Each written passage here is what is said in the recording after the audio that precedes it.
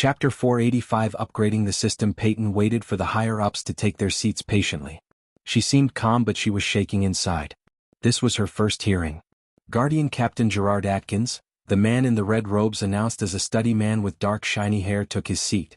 Just like everyone else, he too had a cold look on his face. "You too believe that, Captain?" Peyton stuttered. "Save it for the hearing." The man coldly shut out. Peyton, second in command of the Alpha Guardian of Hunter Guardians, Tiriana Vaurin. Followed by the man's announcement, Tiriana appeared beside the chair and took her seat.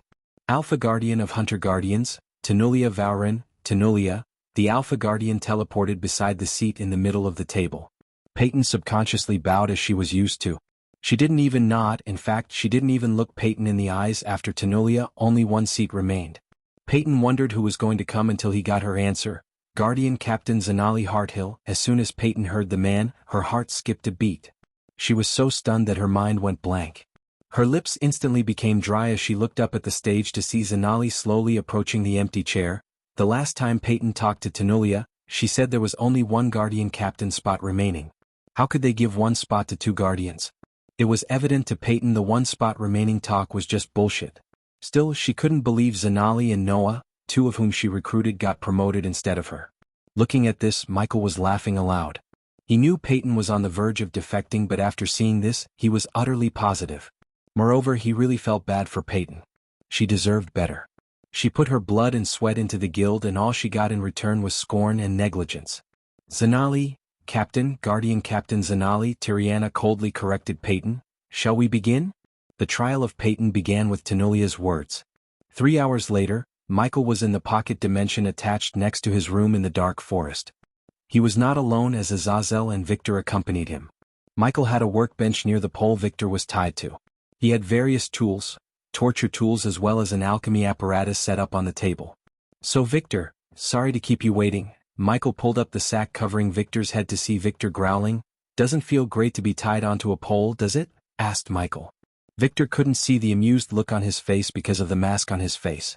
He was not in the mood or situation to wonder how the Dark Lord looked behind the mask. "Were you always a vampire, Victor?" Michael asked while sharpening a wooden stake. They say wooden stakes through the heart could kill a vampire instantly. But again, who wouldn't die, huh? The latest _IP_SODs are on _the website. Azazel grinned hearing Michael's joke. After putting the stake down, Michael put several cloves of garlic into a pestle and crushed them into a paste. Victor wanted to respond to his remark with an extremely antagonizing reply, but when he opened his mouth, Michael shoved the garlic paste into his mouth. "Arg." Victor coughed and coughed and coughed and kept coughing, but unfortunately, it was not due to vampires being allergic to garlic as Michael expected. "Fuck. You crazy bastard." Victor spat out, cursing Michael. "So no garlic allergy. Only direct sunlight seems to hurt you bloodsuckers. Let me go." Victor squirmed, but he couldn't get himself out of the bonds.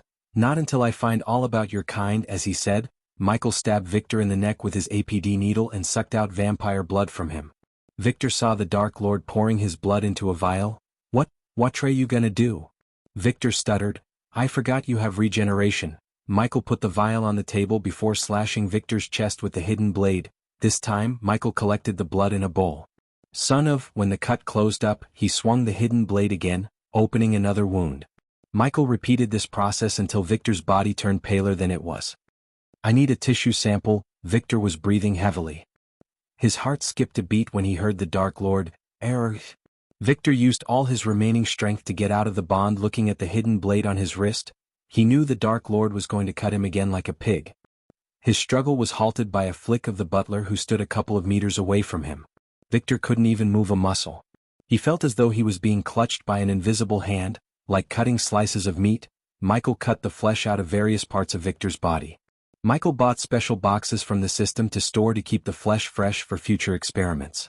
After seeing Peyton's trial, Michael had a plan for Victor. Victor regenerated all the flesh Michael cut out. Michael was truly surprised by the speed of the regeneration speed. Only the dark flames seemed to stop the regeneration. So if he wanted to kill a vampire, he either had to cut the head off or stab them with a blade covered in the dark flames. Unfortunately, the latter was not efficient, as no blade or metal could withstand the heat of dark flames. After fighting with Victor back on the southern continent, Michael had to replace his hidden blade. He turned to the system for a strong enough metal only to know that the current system level was too low. Visit. For the best no understanding experience, my lord, it's ready, Azazel informed Michael. Well, continue this after I return. Finally, Victor heaved a sigh of relief. He could finally regenerate his blood and cuts and also try to escape the place which seemed like a lush canyon. Reaching his room, Michael activated the runic teleportation and disappeared from the room. In a few minutes he appeared again in the room. 20 million, he willed the system as a pile of gold coins materialized on the floor. System, convert them into badass points. It's time to upgrade your lazy ass. Took you long enough, host. Activating banker function. The current conversation level 1000 gold coins, 40 badass points. 20 million gold coins will be converted into 800,000 badass points. Does the host wish to convert the coins into badass points? Yes. The bright beam of light shot out of Michael, enveloping the stack of coins. The coins slowly began to look ghostly, losing their tangibility until the stack completely disappeared from the room.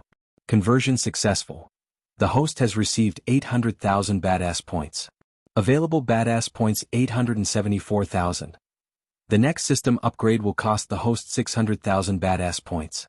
Does the host wish to upgrade the system to 5.0? The experience cap for each level in the soul refining stage will be reduced by 25% after upgrading the system. Yes, the system began to upgrade itself. It took longer than usual. Meanwhile, Michael went to the workbench in his room and took out several empty parchments to design a new device. Ghost, the door on the other side opened as Vidora flew into the room. Now that their wings had grown a little bigger and wide, they could fly, but not like Nightmare though. Vidora landed on Michael's shoulder. I was thinking, how could the vampires were able to use arch energy inside the void line, and I might have an idea how, Kane said to turn Michael's attention to him. Sarba, tell him, Kane asked Sarba. When you fought Victor, I sensed vaguely familiar energy radiation from him. The latest understanding studies are on under website. Familiar? Michael stopped drawing on the parchment as he put Vidora on the table to look at them directly. Yes, the energy Victor radiated is similar to the Stormville Mountain Crystal. Hearing Sarba's words, Michael took out a Stormville Mountain Crystal from his system storage. What if the Hydra sleeping in the Stormville Mountain and the vampires have some connection? Kane asked. I too have the same feeling. Ghost Iag opened her mouth. That Hydra is the reason no one is able to use arch energy in the southern continent, right? Then how can these vampires use spells and shit without an issue? What if these vampires were created by the Hydra? Michael couldn't completely deny the possibility that the vampires have some kind of connection with the Hydra. In fact, he too had this question in mind. The unfortunate thing was he didn't dare to bring Victor to the Stormville Mountain. He was already risking himself by mining the crystals where the Hydra was slumbering.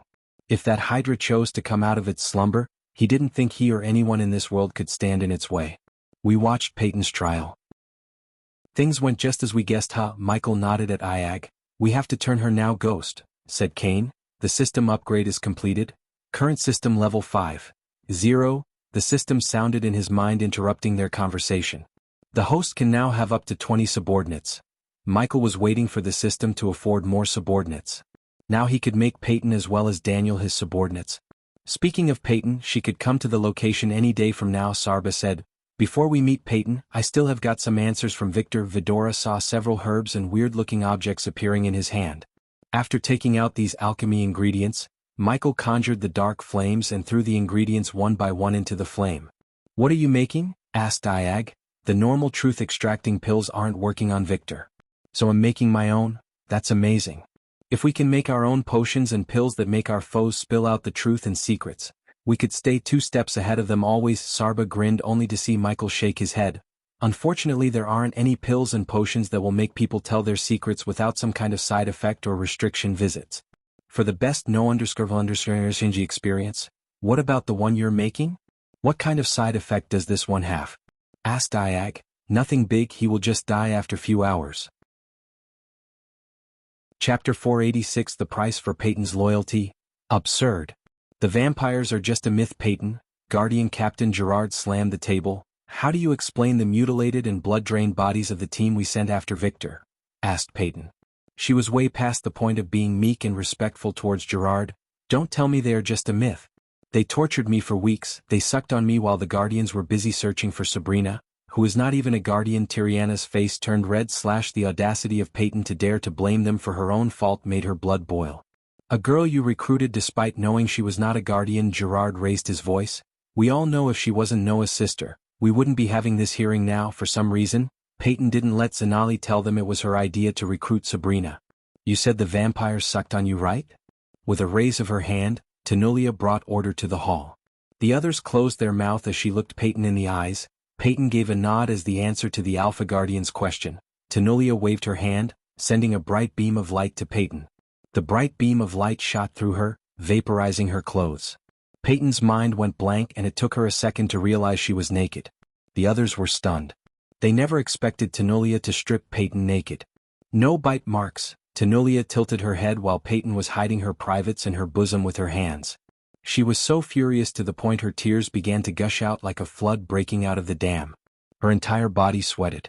She wanted to scream and go berserk. Even when the vampire stripped her naked, she didn't feel like this. She never thought she would be shamed by the Guardians. Stop, Alpha Guardian. Zanali couldn't go through the trail after seeing they shame her best friend. She flicked her wrist as a set of robes appeared in her hand. She threw the robes at Peyton, which she used to cover her body. She took a healing potion. That's why there are no marks on her body. I want the alchemist who brewed the potion here. We will continue the trial after 3 days. Meanwhile, Guardian Captain Zanali will take over Peyton's responsibilities. Great, now you have to go to their castle. Iag rolled her eyes after they all saw how the trial concluded in the mirrors. The latest _sodies are on the website. Michael sat on the throne resting his head on his fist.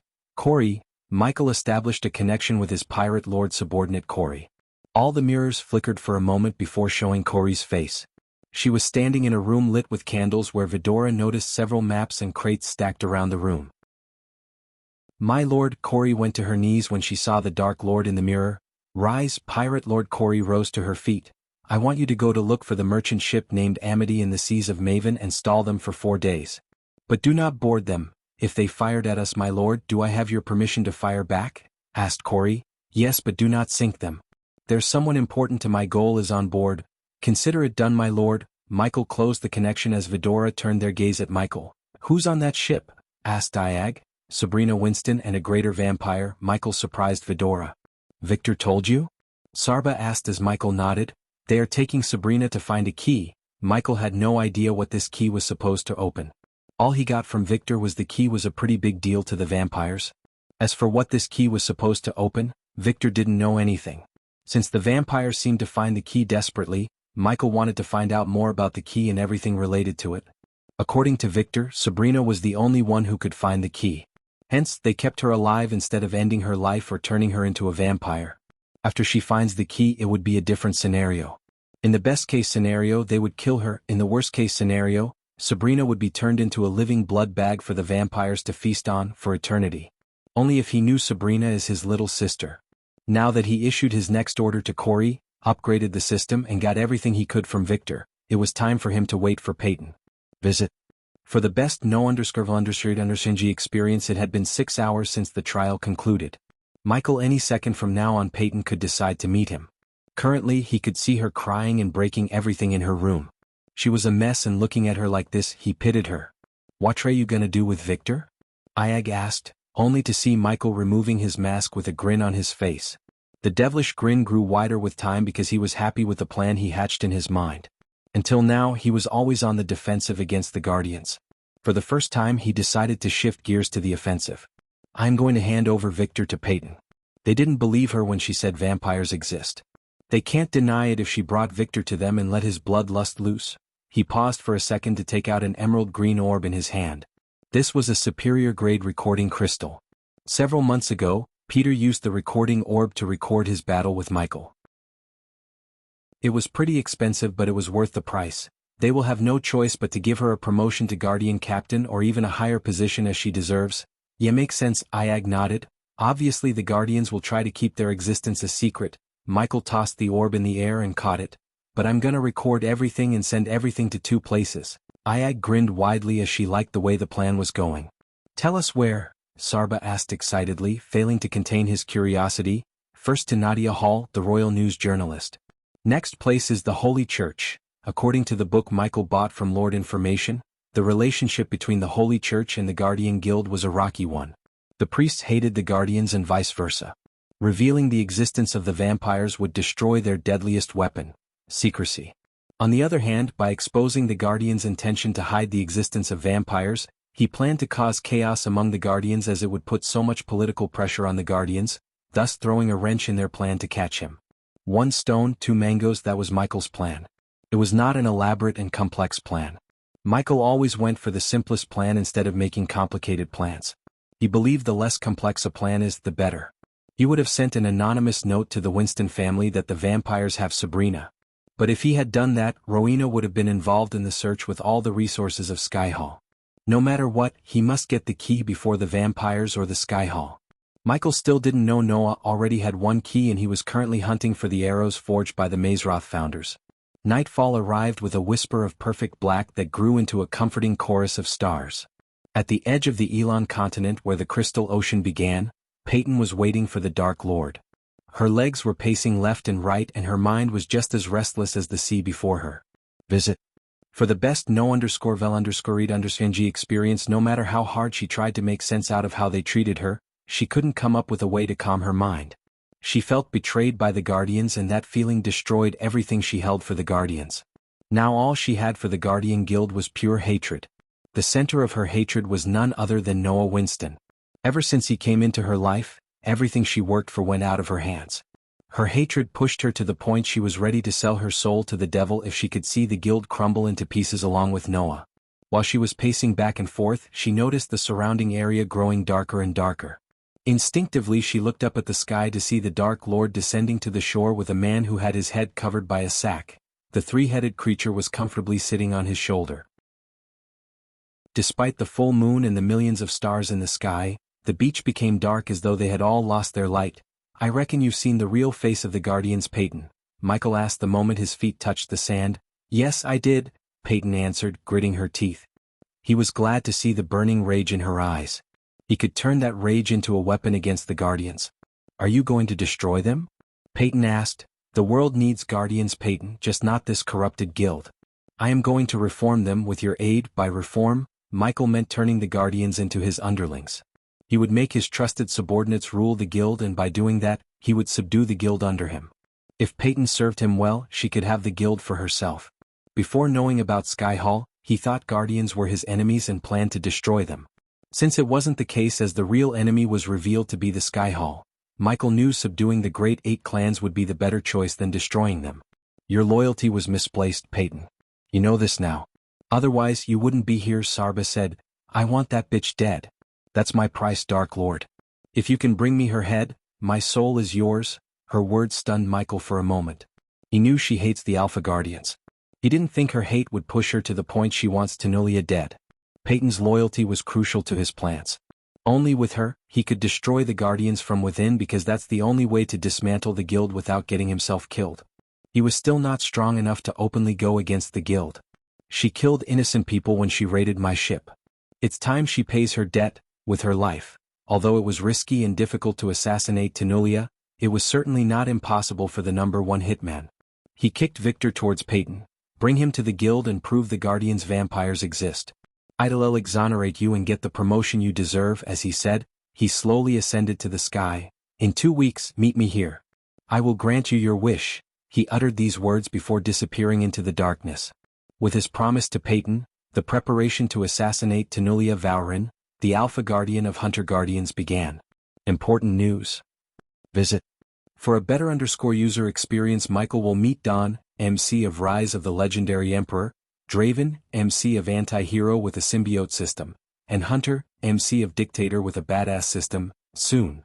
Although you don't need to read those novels, I will recommend you do check them out, especially HSS.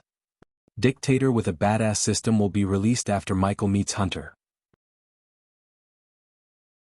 Chapter 487. Yasmin Winston. The next day Michael was meditating atop the tallest mountain peak in the entire Sunrise sect. The sun bloomed on the horizon, golden petals of sun rays stretching ever outwards into the rich blue. Slowly opening his eyes, Michael breathed in the fresh morning air and listened to the birds chirping around him. He willed the system, retrieving the 2 black swords from the system's storage. The swords were reflecting the golden sun rays. Looking at the smooth surface, one could tell they were damn sharp. Still, Michael increased their sharpness by rubbing the blades against the sharpening stone bought from the system store. "My lord, if I may, can I suggest you something?" Azazel appeared next to Michael. "Go ahead, you should finish the coronation ceremony soon. Your people need to see their king." Azazel was right, as he had never visited Bradford since he became the king.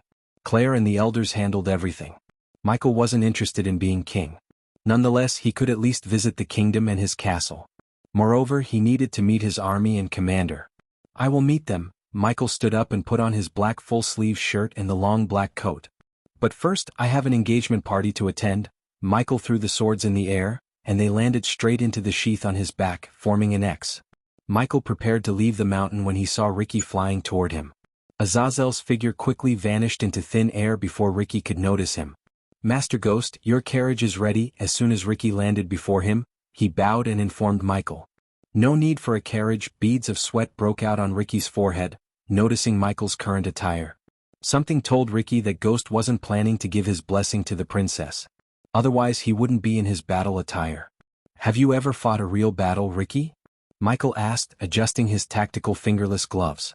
These gloves helped him grab the swords tighter, thus increasing his sword mastery by a percentage. Michael planned to transform the mountain top into his personal training area. Only he was too busy to draw the blueprints for all the training pieces of equipment he needed forging. For now, he just swung his arms in a circle a couple of times and cracked his neck and knuckles before approaching Ricky. "Only one time, Master Ghost." Ricky answered Michael's question. "Tell me about it." Michael put his arm around Ricky's shoulder and asked, "The latest undersea studies are on under website." "Well, one time when Daniel and I were guarding the gates, a group of hunters came to us chased by a gigantic brown bear. Did you kill it?" Ricky embarrassedly scratched the back of his neck. "No, it ran away." "But not before giving me this." Ricky pulled down his shirt collar a bit to show Michael the deep scar running across his collarbone. "Let me rephrase my question. Have you ever fought a human?" Ricky shook his head. "Thought so." While talking, they arrived at the edge of the mountain. The very next moment, Michael turned around to fall down. "Ho-ho!" Michael shouted like a little kid free-falling. Kingdom Breedia was in a festive mood. One could feel happiness in even the darkest corners of the kingdom. King Breedia announced free food, 20 gold coins for each family, and more importantly, a permanent tax reduction by 2% to celebrate his daughter's engagement to Andrews Winston. The people flooded the surrounding castle. They all eagerly waited for the princess and the prince to appear. The vibrancy of the celebration, the energy of the dancing dragons, and the fireworks that make an artistic canvas of the morning sky, were enjoyed by all. The citizens showed their joy by painting their faces, carrying banners, offering food to fellow citizens, and shouting slogans appreciating the king and the princess. The castle of Breedia had 4 solid, round towers towering above all and linked with small bridges. The castle walls were made of light gray stone. The engineers who built the castle placed refined windows thinly around the walls in seemingly perfect symmetry, along with symmetric crenellations for archers and artillery. The real beauty came from the surrounding garden and the crystal blue stream running around the castle. The wooden bridge was raised to prevent the citizens from flooding the castle. Only after the engagement would King Breedia lower the bride so the people could enter the castle grounds to see their princess and prince. Since the streets leading to the castle were flooded with cheerful citizens, the nobles and the guests entered the palace through the roof and landed directly in the throne hall. Humble braziers decorated the throne hall, hanging from one side of each of the 8 limestone columns that lit up most of the throne hall and radiated warmth across this hall, along with the majestic chandeliers. The illustrations of a kingdom in the sky on the terraced ceiling danced in the flickering light, while carved images and statuettes looked down upon the maple floor of this opulent hall. The nobles were standing on the floor blanketed with a coral rug that ran down from the throne and split to encircle the entire hall, while matching banners with emblazoned crowns decorated the walls. Between each banner sat a shrine-like ornament covered in candles. A few of them have been lit and, in turn, illuminated the artistic portrayals of Princess Catherine and Andrews Winston below them. The draperies colored the same coral as the banners hid the windows, while burnished corners and fancy tassels adorned the curtains.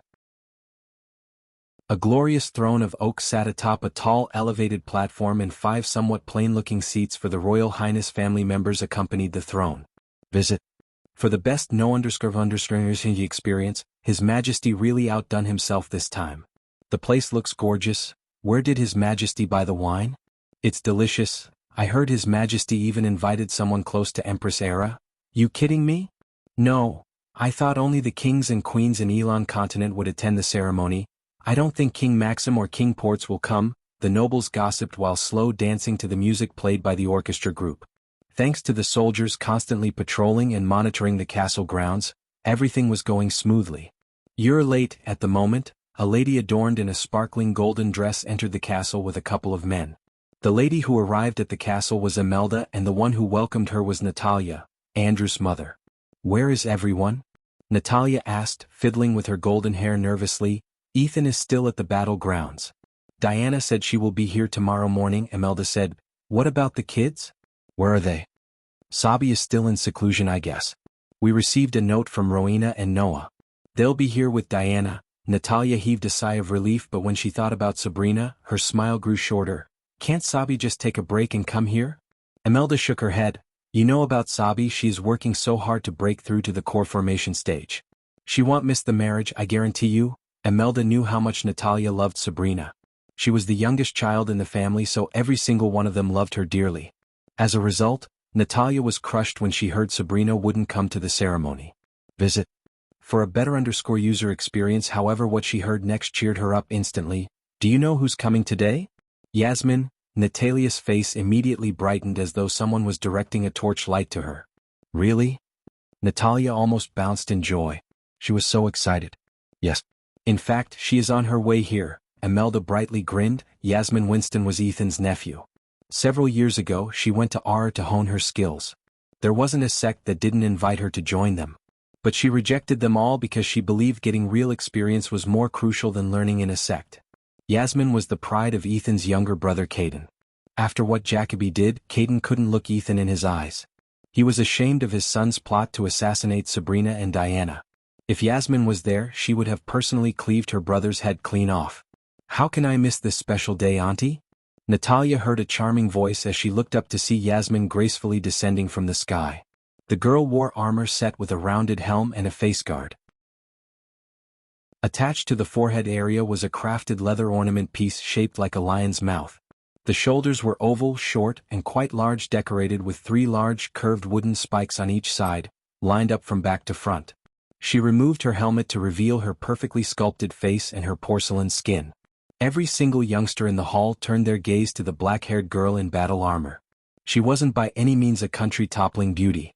However, the grace and the aura she radiated rivaled even the most powerful people in Elon.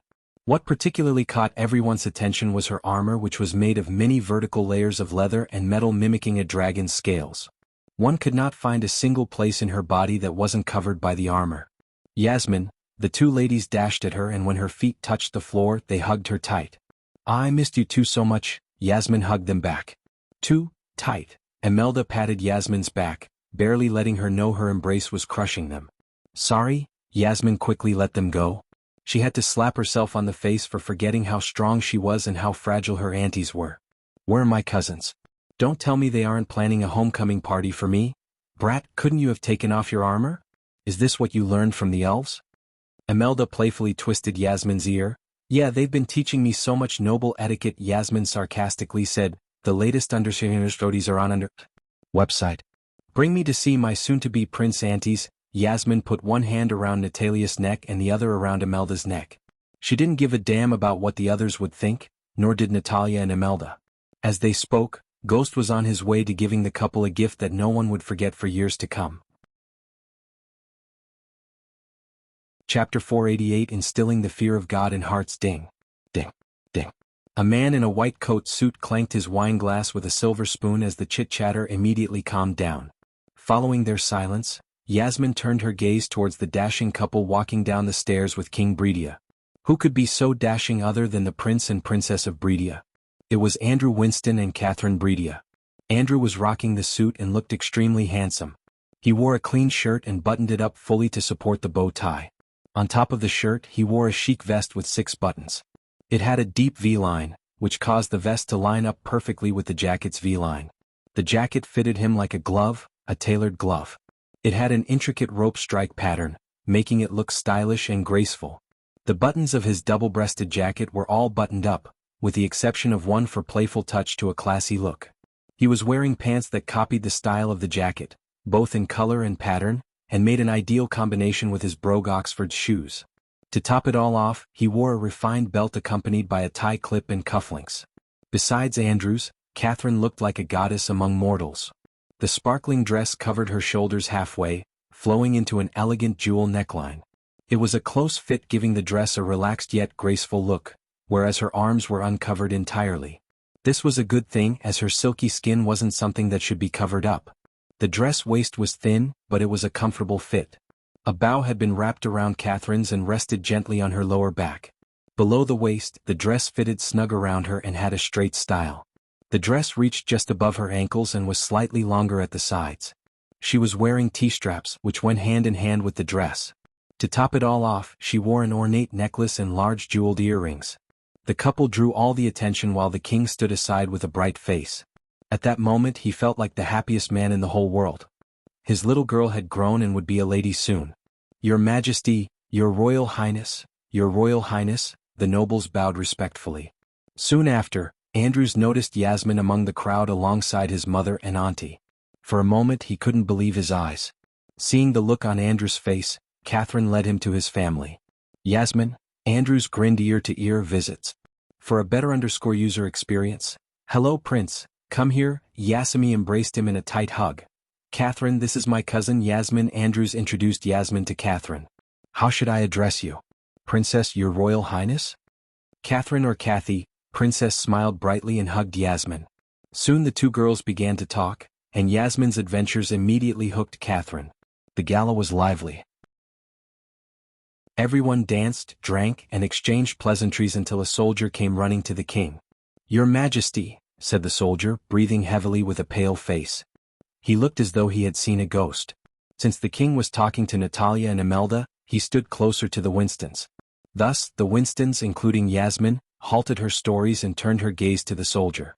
"What?" The king was annoyed by the soldier. So he specifically asked his men not to disturb him for 3 days. For a few moments the soldier looked reluctant. Then he stepped forward, leaning towards the king. Yasmin and everyone saw the soldier whisper something to King Bredia. As soon as the soldier finished whispering, King Bredia lost all the color on his face. Seeing the sudden change in Bredia's face, Catherine lost her bright smile. "Father, what happened?" she asked with a weakened voice. "Nothing." King Bredia showed the fakest smile there was. But, to be honest, his mind went blank. Then, slowly realizing the consequences of what he had done on impulse and anger was on its way, he shivered. "Carry on, Kathy. I'll be back." But, just as the king was about to step forward, a soldier fell from the rooftop. A noble lady screamed, looking at the lifeless eyes of the soldier staring at her. The orchestra players stopped playing. As a result, the lively gala became silent. But, a few seconds later, another soldier hit the ground, just a few inches away from the previous one. Thud. Then another one, thud. Visit. For a better user experience, another one, thud. One after another, soldiers rained down from the roof entrance, horrifying everyone. Yasmin's battle instincts kicked in as she stepped in front of Catherine and her aunties, shielding them with her body. Blood was coming out of the fallen soldiers, and soon they were lying in a pool of their own blood. "Where are the royal guardians?" Yasmin kept calm despite the situation, unlike the rest in the hall. They are the royal guards," Andrews stuttered. After what happened in the tournament, King Bredia and the Winston family spent a large portion of resources to strengthen the royal guards. In addition, they also hired a few level 10 core strengthening stage warriors to guard the king and princess all the time. They hired a soul refining stage mage to oversee the royal guards. The dead bodies of the soldiers rained down in the hall until they formed a mound of bodies. "How strong were they?" Yasmin asked in a relatively quieter voice. "Core strengthening stage level 10, Yasmin creased her brows, hearing Andrews. She was at core strengthening stage 6, thanks to all the potions and pills the elves gave her. To be honest, Yasmin could fight a few level 10 core strengthening royal guards simultaneously and triumph over them easily. However, she knew it would be challenging to kill 20 of them.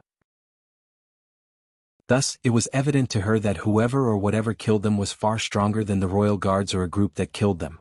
Looking closer at the bodies, she noticed a greenness in their skin. "They were poisoned," Yasmin mumbled under her breath. As soon as she realized, they all saw a black-robed youngster descending through the roof entry. Immediately, A crossbow materialized in Yasmin's hands as she aimed the bolt at the young man. Except for Yasmin, the Winstons recognized the young man. Master Ghost sent his regards, King Breedia. The young man snickered at King Breedia. The moment King Breedia and Keathern heard the name Ghost, they shuddered. Overwhelming fear and shock clutched their hearts. You killed them? Andrews lost his patience as he stomped the ground. He was trembling in anger. Today was a special day in his life. He never wanted anyone or anything to ruin it. Everyone in the hall was looking at Ricky. Even though the royal guards were no more, the soldiers garrisoned in the capital stormed the hall through the roof entrance, surrounding Ricky and King Breedia. How's my engagement gift, King Breedia? Another calm voice echoed through the hall. They saw Ricky smirking. The first one to turn around was King Breedia. As soon as he turned around yet again he was startled. One by one, everyone in the hall turned around to see someone else sitting on King Breedia's throne. Visit. For a better user experience, Ghost. Yasmin heard several gasps resounding in the hall. She saw Andrew stepping back subconsciously, and his face immediately became pale while his body trembled. On the other hand, sweat beads broke out on King Breedia's face. Even the soldiers were not an exception as they all looked like King Breedia, sweating and pale. Who is he? Was the question that immediately rose in her head. Yasmin noticed he was sitting on the throne leisurely while blood trickled down through the black swords in his hands. Yasmin had never seen him in her life. He dressed in completely black, just as handsome as Noah, but unlike Noah, he looked colder. None of them knew how or when he entered the hall. Everyone was too terrified to notice what was under his feet. Yasmin was one of the few who noticed and recognized it. Sergio, King Breedia uttered a name breaking the silence. That was his name, huh? The next moment he kicked the black object under his feet. It rolled towards King Breedia and hit the king's feet with a sickening thud. H. Immediately, Catherine let out a short squeal as the object was head of their personnel guard, Sergio. While everyone was terrified, he raised his sword at the orchestra. Play something cheery. The blood splattered on the instruments, giving the orchestra team chills through their spines. What did I tell you, Breedia? Asked Michael. He didn't bother hiding the killing intent in his voice. Breedia would have been dead several times if a stare could kill one. What, you, Breedia stuttered. Despite having numerous soldiers around him, he didn't feel safe at all because he knew Ghost could massacre everyone in the hall. The orchestra team played something cheery dosed with a darker tone, giving the scene a cinematic charm. What you? Cat got your tongue? Michael mocked Breedia as he stood up from the throne. Why are you doing this? Tears rolled out of Catherine's eyes. Ghost, this is too much. Being strong doesn't give you the right to bully the weak, Andrews coldly said. Tell that to your father-in-law. Andrews was stunned by his answer, and when he turned to look at Breedia, he saw the king opening and closing his mouth, struggling to find the right words. They don't know, do they? I don't care what happened between you. You are not ruining this event. Yasmin stepped forward, surprising Michael and the Winstons. Yasmin. Imelda tried to pull Yasmin back but she simply couldn't. Another girl prodigy of Winston's, typical, Michael thought. Visit. For the best no_vil_underscore experience they expected the Guardians to intervene somehow. However, the Guardians were busy trying to save themselves from the PR nightmare Michael threw at them. Yasmin, please. Stay down. I beg you, Imelda begged Yasmin. She knew what Ghost was capable of, what he was really capable of. They had no one to stop him if he decided to kill them. Michael knew this too. That was why he chose today instead of the actual ceremony date, as the prominent guests would arrive only tomorrow. At that time, someone might be strong enough to battle Michael. For instance, Rowena or Noah. But today there was no one to stop him. Chapter 489 Final warning to King Breedia. Michael could see Yasmin's cultivation level.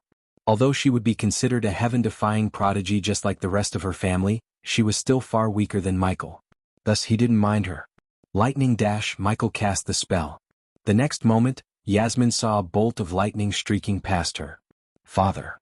When Catherine screamed, they all realized King Breedia had disappeared from where he was standing.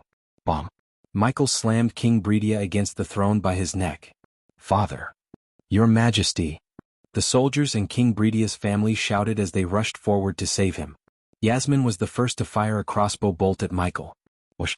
The bolt soared through the air like a bullet, only to be caught by Michael easily. Yasmin was startled by his reflex. Just as she was about to knock another bolt in her crossbow, ring of fire, Michael cast another spell as a scorching hot flame surrounded them. Arish. A few soldiers stood closer to the ring of fire, leaped back, screaming in agony. No! Catherine screamed, seeing Ghost slamming her father against the throne like a rag doll. Don't hurt him! She tried to run into the fire, but Andrews held her back by her waist. Still, she squirmed and jerked to reach her father. Looking at Catherine crying, Yasmin closed her eyes, raising her arms. Immediately everyone heard a howling sound of the wind. Everything in the hall trembled. Yasmin wasn't playing. She directly went for the strongest spell in her arsenal. However, she was stopped by Michael. 3 inches. She abruptly opened her eyes when she heard him. Make sure the spell could reach me before I lower my sword 3 inches. What 3 inches? Everyone wondered after hearing his words. But they soon got their answer when Michael stabbed King Bredia in the chest. He thrust the sword slowly so King Bredia would feel every bit of pain. Arg! King Bredia growled as blood trickled down from the wound, making his white shirt worn beneath the fur coat red. No! Catherine's scream echoed through the hall's visit. For the best no understanding experience, Ghost stop. Imelda couldn't see Ghost torture the poor girl anymore. She stepped forward, shivering in anger. Your men arrested a man when he crossed the border after selling his family heirloom. Completely ignoring Imelda, Michael spoke to Bredia. He amplified his voice with arch energy so everyone heard him loud and clear. Do you know what happened to the man? King Bredia kept growling instead of answering Michael. Bang! Michael punched Bredia so hard that King Bredia coughed up blood in his wisdom tooth. He was beaten to death by your soldiers in prison. What? Because you ordered your men to raise the taxes and harass Rivertown citizens. Yasmin frowned. She had already stopped casting the spell. But now she began to see the other side of things. What did I tell you? Bang. He punched King Bredia again. What did I fucking tell you? While Michael was threatening Bredia, the soldiers tried using water to put out the fire ring. But unfortunately, although the fire was crimson red, it was dosed with dark flames. Hence, they couldn't put out the fire no matter how much water they poured. I told you to stay the fuck out of my way, didn't I? Michael stabbed Bredia's legs, nailing him to the throne. Father. Catherine kept screaming, but Michael gave no damn about her. Considering Ricky had done his job, he left the throne hall through the roof entry before someone could hold him hostage. Did you stay out of my way? No. You told the merchants to stop visiting Bradford. Bang. Michael grabbed King Bredia by his collar and punched him. You ordered your soldiers to harass my people. King Bredia received another punch to his jaw. You caused my people their jobs, their livelihood, and their safety. Michael headbutted Bredia as the king's nose broke, producing a sicking crunching sound. Visits. For the best no understanding experience, does that sound like staying the fuck out of my way? The mages already rushed into the throne hall. Cast a spell if you want your majesty's head off of his shoulder. After hearing his cold words, the mages didn't dare to cast a spell. So all they could do was stand there and watch Ghost torture their king. Stop. Please stop. Andrews and Catherine shouted at him only to be ignored by Michael again. After hearing what he said, Yasmin learned that King Bredia was not wholly blameless. Although she hated seeing her cousin and newly made friend crying, she saw no way of saving King Bredia. She had a feeling that if he wanted to kill Bredia, he would have done it by now. But instead he was setting an example. He proved to everyone that he could kill even the king if they messed with him. Moreover, he was removing hundreds of potential enemies by torturing King Bredia on his own throne. What he was doing was a show of ultimate dominance. Does that sound like staying the fuck out of my way? He banged Bredia's head on the throne every time he uttered a word. Ding. Congratulations to the host for successfully being a badass. The reward is 2,000 badass points. Ding. Congratulations to the host for successfully being a badass. The reward is 500 badass points. Ding. Congratulations to the host for successfully being a badass. The reward is 1,500 badass points. The badass points rapidly increased with the system ringing in his head. Michael ignored the notification sounds and focused on venting his anger on Bredia, who cost him millions of gold coins. All for what? Silly revenge. I am pregnant. Catherine shouted as loud as she could. The moment Michael heard her, he stopped banging King Bredia's head against the throne. Kathy, Andrew and everyone turned their gazes towards Catherine, who dropped to her knees. If you let him live, I swear on my child we won't bother you ever again. Catherine held her tummy and begged Michael. Tears gushed out of her eyes as she spoke. Now you made me look like a monster. Michael snarled at the king. That child just saved you from a whole lot of agony, old man. Michael pulled out the sword from Bridia's chest. As soon as he did that, hot blood came pumping out of the wound. You know, if I wanted to end you, I want raise an army, wage a war, sit in a tent, and hope my side wins. I wouldn't do that. Nothing can stop me no matter where you are or how protected you are. If I want you dead, you'll be dead, as simple as that. Those who heard his words agreed with him. He just appeared out of nowhere, killed the royal guards without raising any alarm, and tortured the king on his throne. They knew if he wanted, he could have killed Bridia several times and no one could have stopped him. The latest _IP_SODs are on the website. Consider this your final warning. I'm giving you a week. Everything you did, undo them. Andrews sighed as he hugged Catherine tight. If you try to do anything funny, just know many children die in the womb along with their mother, King Bridia, Michael whispered to Bridia before pulling out the second sword from his leg. Gradually the fire died down, but the fear in their hearts wasn't. Every single one of them feared Ghost more than they ever did. No one heard what he said lastly to King Bridia. But Yasmin noticed Bridia's change on his bloody face. She could tell whatever Ghost told him made King Bridia terrified. The nobles immediately stepped back and made way for Ghost. They didn't dare to stand in his way. How do you sleep at night? Yasmin coldly said. Like a baby. He just smiled at Yasmin before ascending towards the roof entryway. Then he disappeared from the throne hall, leaving a trail of golden light. The next day the entire Elon continent was in chaos. Olivia was walking down the streets of Rivertown to have her breakfast at Hades when she saw the people murmuring among themselves, looking terrified. Surprisingly, there was a long line of paper boys in the streets. In other kingdoms, orphans and poor children worked for newspaper prints for slave wages. However, they were paid good coins in Bradford to fill their belly and their families. Claire was kind enough to admit all the orphans and the poor into the sect and offer them free cultivation. Because of her act of kindness, Bradford became the first kingdom to have 0 street urchins.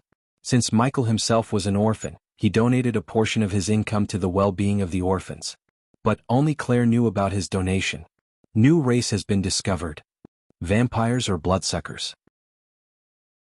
Get a copy of the Royal News for 1 gold coin. Guardian Captain Peyton apprehended the first vampire, scandalous Guardian Guild. What else are they trying to hide from the people? The Holy Church condemns the Guardian Guild. King Ghost vs. King Bridia. Princess Catherine is pregnant. The young boys and girls were shouting at the people walking on the streets. Give me a copy. Olivia approached a brown-haired girl who was standing on a stack of crates and holding out a newspaper. Lady Olivia, the young girl greeted Olivia with a wide grin.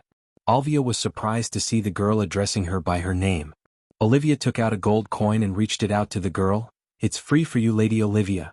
Enjoy the news. The girl handed over the newspaper to Olivia but shook her head, refusing to take the coin. Then take this as a tip. The young girl didn't refuse as she took the coin from her hand with an ear-to-ear grin. Olivia wasn't a stranger to the freebies and special treatment she enjoyed in Bradford. Wherever she went, someone always tried to curry favor with her so they could get close to Ghost. Her status as Ghost's disciple overshadowed her position as the teacher at Aragoth. You're so kind, my lady, the girl bowed. Yeah. Olivia chuckled and walked towards Hades so she could read the newspaper in peace while having a delicious breakfast. Considering she had to leave for Azair tonight for the alchemist competition, she wanted to enjoy Raylene's delicious cooking one last time before leaving with her teacher, Ghost. Visit.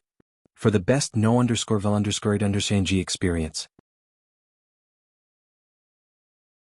Chapter 490. Arriving at the Azair continent in the calm sea, a 2-mast ship was sailing under the light of a starry sky with a full moon. Currently, a young man and a young girl leaned on the edge enjoying the peace and quiet. They were none other than Michael and Olivia, who were on their way to the Azair continent. Take these. It'll help you store less stable potions, and the potions you keep inside won't deteriorate. With a flick of his wrist, Michael took a crate containing 50 newt vials from his space ring. Olivia was pleasantly surprised by the sudden gift. Are these the newt vials you told me about? She asked excitedly with wide eyes that sparkled looking at the vials. Yep, thank you so much, teacher. I didn't quite expect this. The vials brightened her face more than the moon and the stars in the sky did. She held the crate close to her chest. Thank me by winning this silly competition. As soon as he said that, the smile disappeared from her face. It's not silly, she pouted, looking as though she was offended by his words. Relax, I'm just messing with you. Michael pinched her nose playfully. Soon she stopped pouting and giggled. I'm not competing. My students are. I told you about this, didn't I? I don't think so. Whatever, tell me again, Olivia sighed. Well, it's simple actually. Two parts, individual competition and group competition. Each has 3 rounds. First round, participants are given 2 batches of ingredients and asked to concoct a pill using the ingredients. If they fail 2 times, they will be eliminated. It's the judge's task to find whether that pill is an actual pill or just a lump of essence. Sounds simple enough. The second round is a little bit tricky. The participants need to refine a pill or a potion according to the formula they are given. I assume you've yet to reveal the tricky part. Visit. For a better user experience, Olivia nodded. The given formula will not be entirely correct. The participants have to find the mistake and correct the formula to succeed. Yet again, sounds simple. For you, teacher, for you. She playfully punched Michael on the shoulder and continued to explain about the competition. The third and final round is kind of freestyle. The participants need to bring their own formula and ingredients to refine the best pill or potion they can. The best with a high purity level wins the competition. As simple as that. Do you want me to give you a super awesome formula? Michael asked. At first, she thought he was joking but looked at his rather serious face. She learned she was wrong. Teacher, are you serious? Yep. However, Olivia immediately shook her head. I want my students to win or lose on their own. Getting the formula from you is a cheat and I don't want to cheat. Michael never thought he would ever feel proud as a teacher. But now he did when he heard Olivia. He wouldn't have thought less of her if she had taken his formula. Instead, however, by rejecting the formula, she made him proud. Now tell me again, why are we sailing instead of flying or using the portal in your sect? Because you need some bonding with the nature, teacher. Sometimes you just outright scare me. Michael was surprised by her words. Scare you? What did I do? Asked Michael. She quickly put the newt vials in her space ring in case he changed his mind and took them back. Then she placed her hands on her hips and talked like a strict mother. You literally tortured King Breedia on his throne. I'm not saying he's a good man, he's kind of an old asshole actually. But couldn't you have gone softer on him? The man was at his daughter's engagement, for God's sake. He should be grateful I didn't cut him in piece and throw those pieces at the crowd. Olivia felt chills. The cold look in his eyes told her that he was not joking. Visit. For the best no_underscored_Xianxia experience, teacher, the last thing we need is a war between human kingdoms.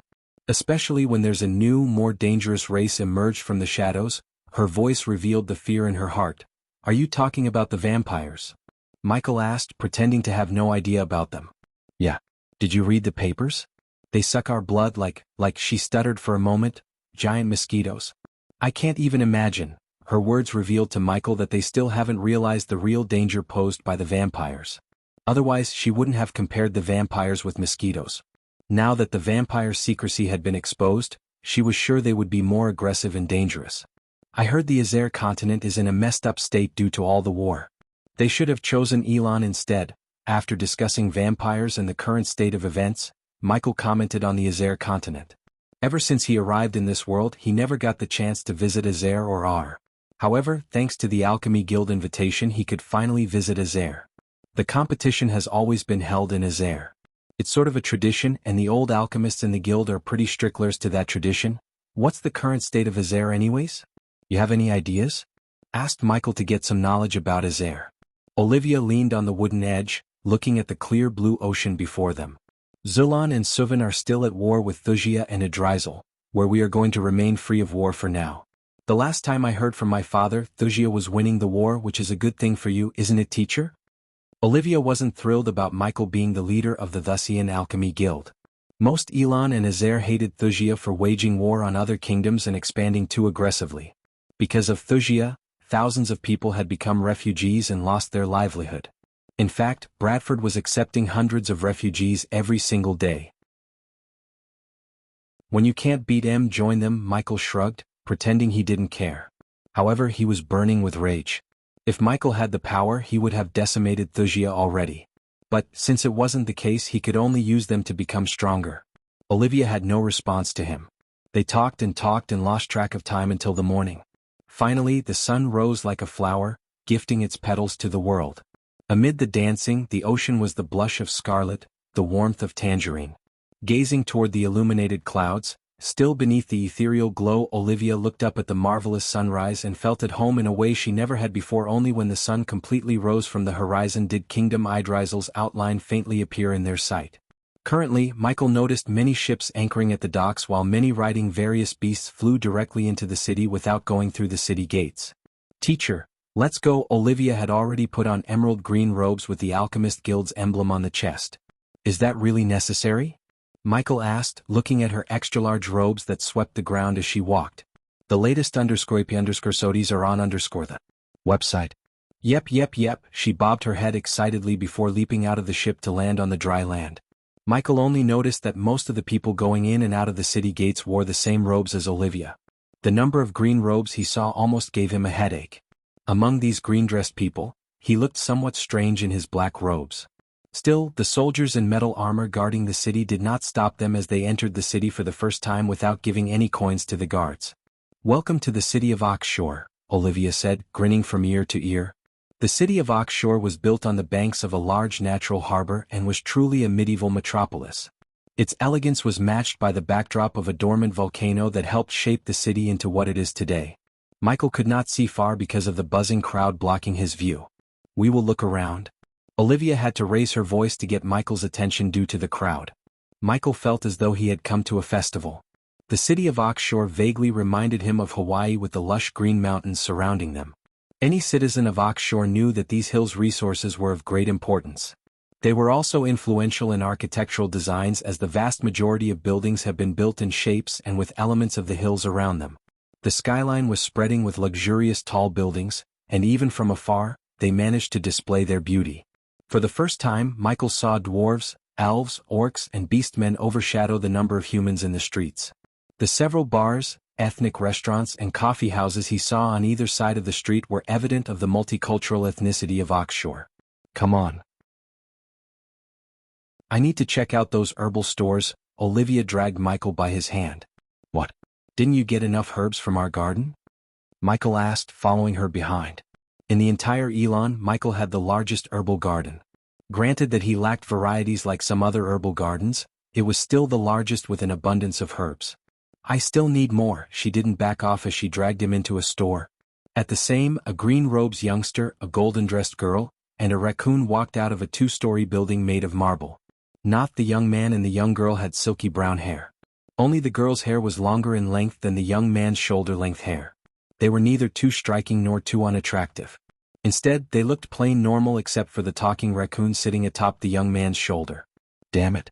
In the future, let's use a portal. My butt hurts sitting on your shoulder. After walking out of the crowded building, the raccoon deeply inhaled a few breaths of fresh air as he cursed softly. Seeing the ugly expression on the raccoon's face, the young man smiled and raised his head. His gaze swept across the streets and could not help but sigh with praise. No wonder Oxshore is one of the richest cities in Azair, the young man said with a smile as he clicked his tongue and let out a sound of admiration. The raccoon was not interested in watching these buildings. Instead, his gaze swept across his surroundings before suddenly asking, "When are we heading back home?" Visit. For a better user experience, half a month from now, the young man said as he stepped onto the crowded streets. Let's first go to the auction house we saw before. It should have some of the things that we need. After which we will make a trip to the Alchemist Guild. The young man rubbed his chin and answered while smiling. Yeah, those old farts love to collect all kinds of different precious herbs and ingredients. It may be possible that we'll find something tasty for me to snack on. I am damn hungry. Chapter 491 Meeting someone from Mazeroth. The trio was Noah Winston, Alicia, and the raccoon was the Golden Babaru. They were in Azair to attend the alchemy competition and win the Mystic Blood Orchid. He needed the Mystic Blood Orchid to concoct an ancient pill that would start Golden Babaru's metamorphosis. I heard the Alchemy Guild went all over this time. Any alchemist who has good skills will be a water bottle in the desert. They will recruit them in a flash. Hearing Noah's words, Alicia shook her head slightly. Although getting recruited by the Alchemy Guild is fruitful to some, ultimately it'll limit one's freedom, and if you ask me, it's not really worthwhile. What the shit? Not worthwhile? You heard of Gabriel, right? After hearing Alicia's words, Norvin rolled his eyes, curled his lips, and said, Alchemy King Gabriel. No one in Azair and Elon doesn't know him. Noah shrugged, laughing faintly. Not only did he know of him, but they almost fought against each other. Tell me about him. What's the big deal? Well, he was the largest black horse in the alchemy competition 30 years ago. No one knew him before that. Ever since he revealed his brilliance in the competition, The previous leader of the Alchemy Guild offered him the position of Guild Elder. Back then when he became the Elder, he was the youngest to hold the position and was a 4-star alchemist. Noah explained to Norvin while navigating through the crowd. After that, with the resources of the guild behind him, he reached 5 stars and became the youngster 5-star alchemist in all of Elon and Azair.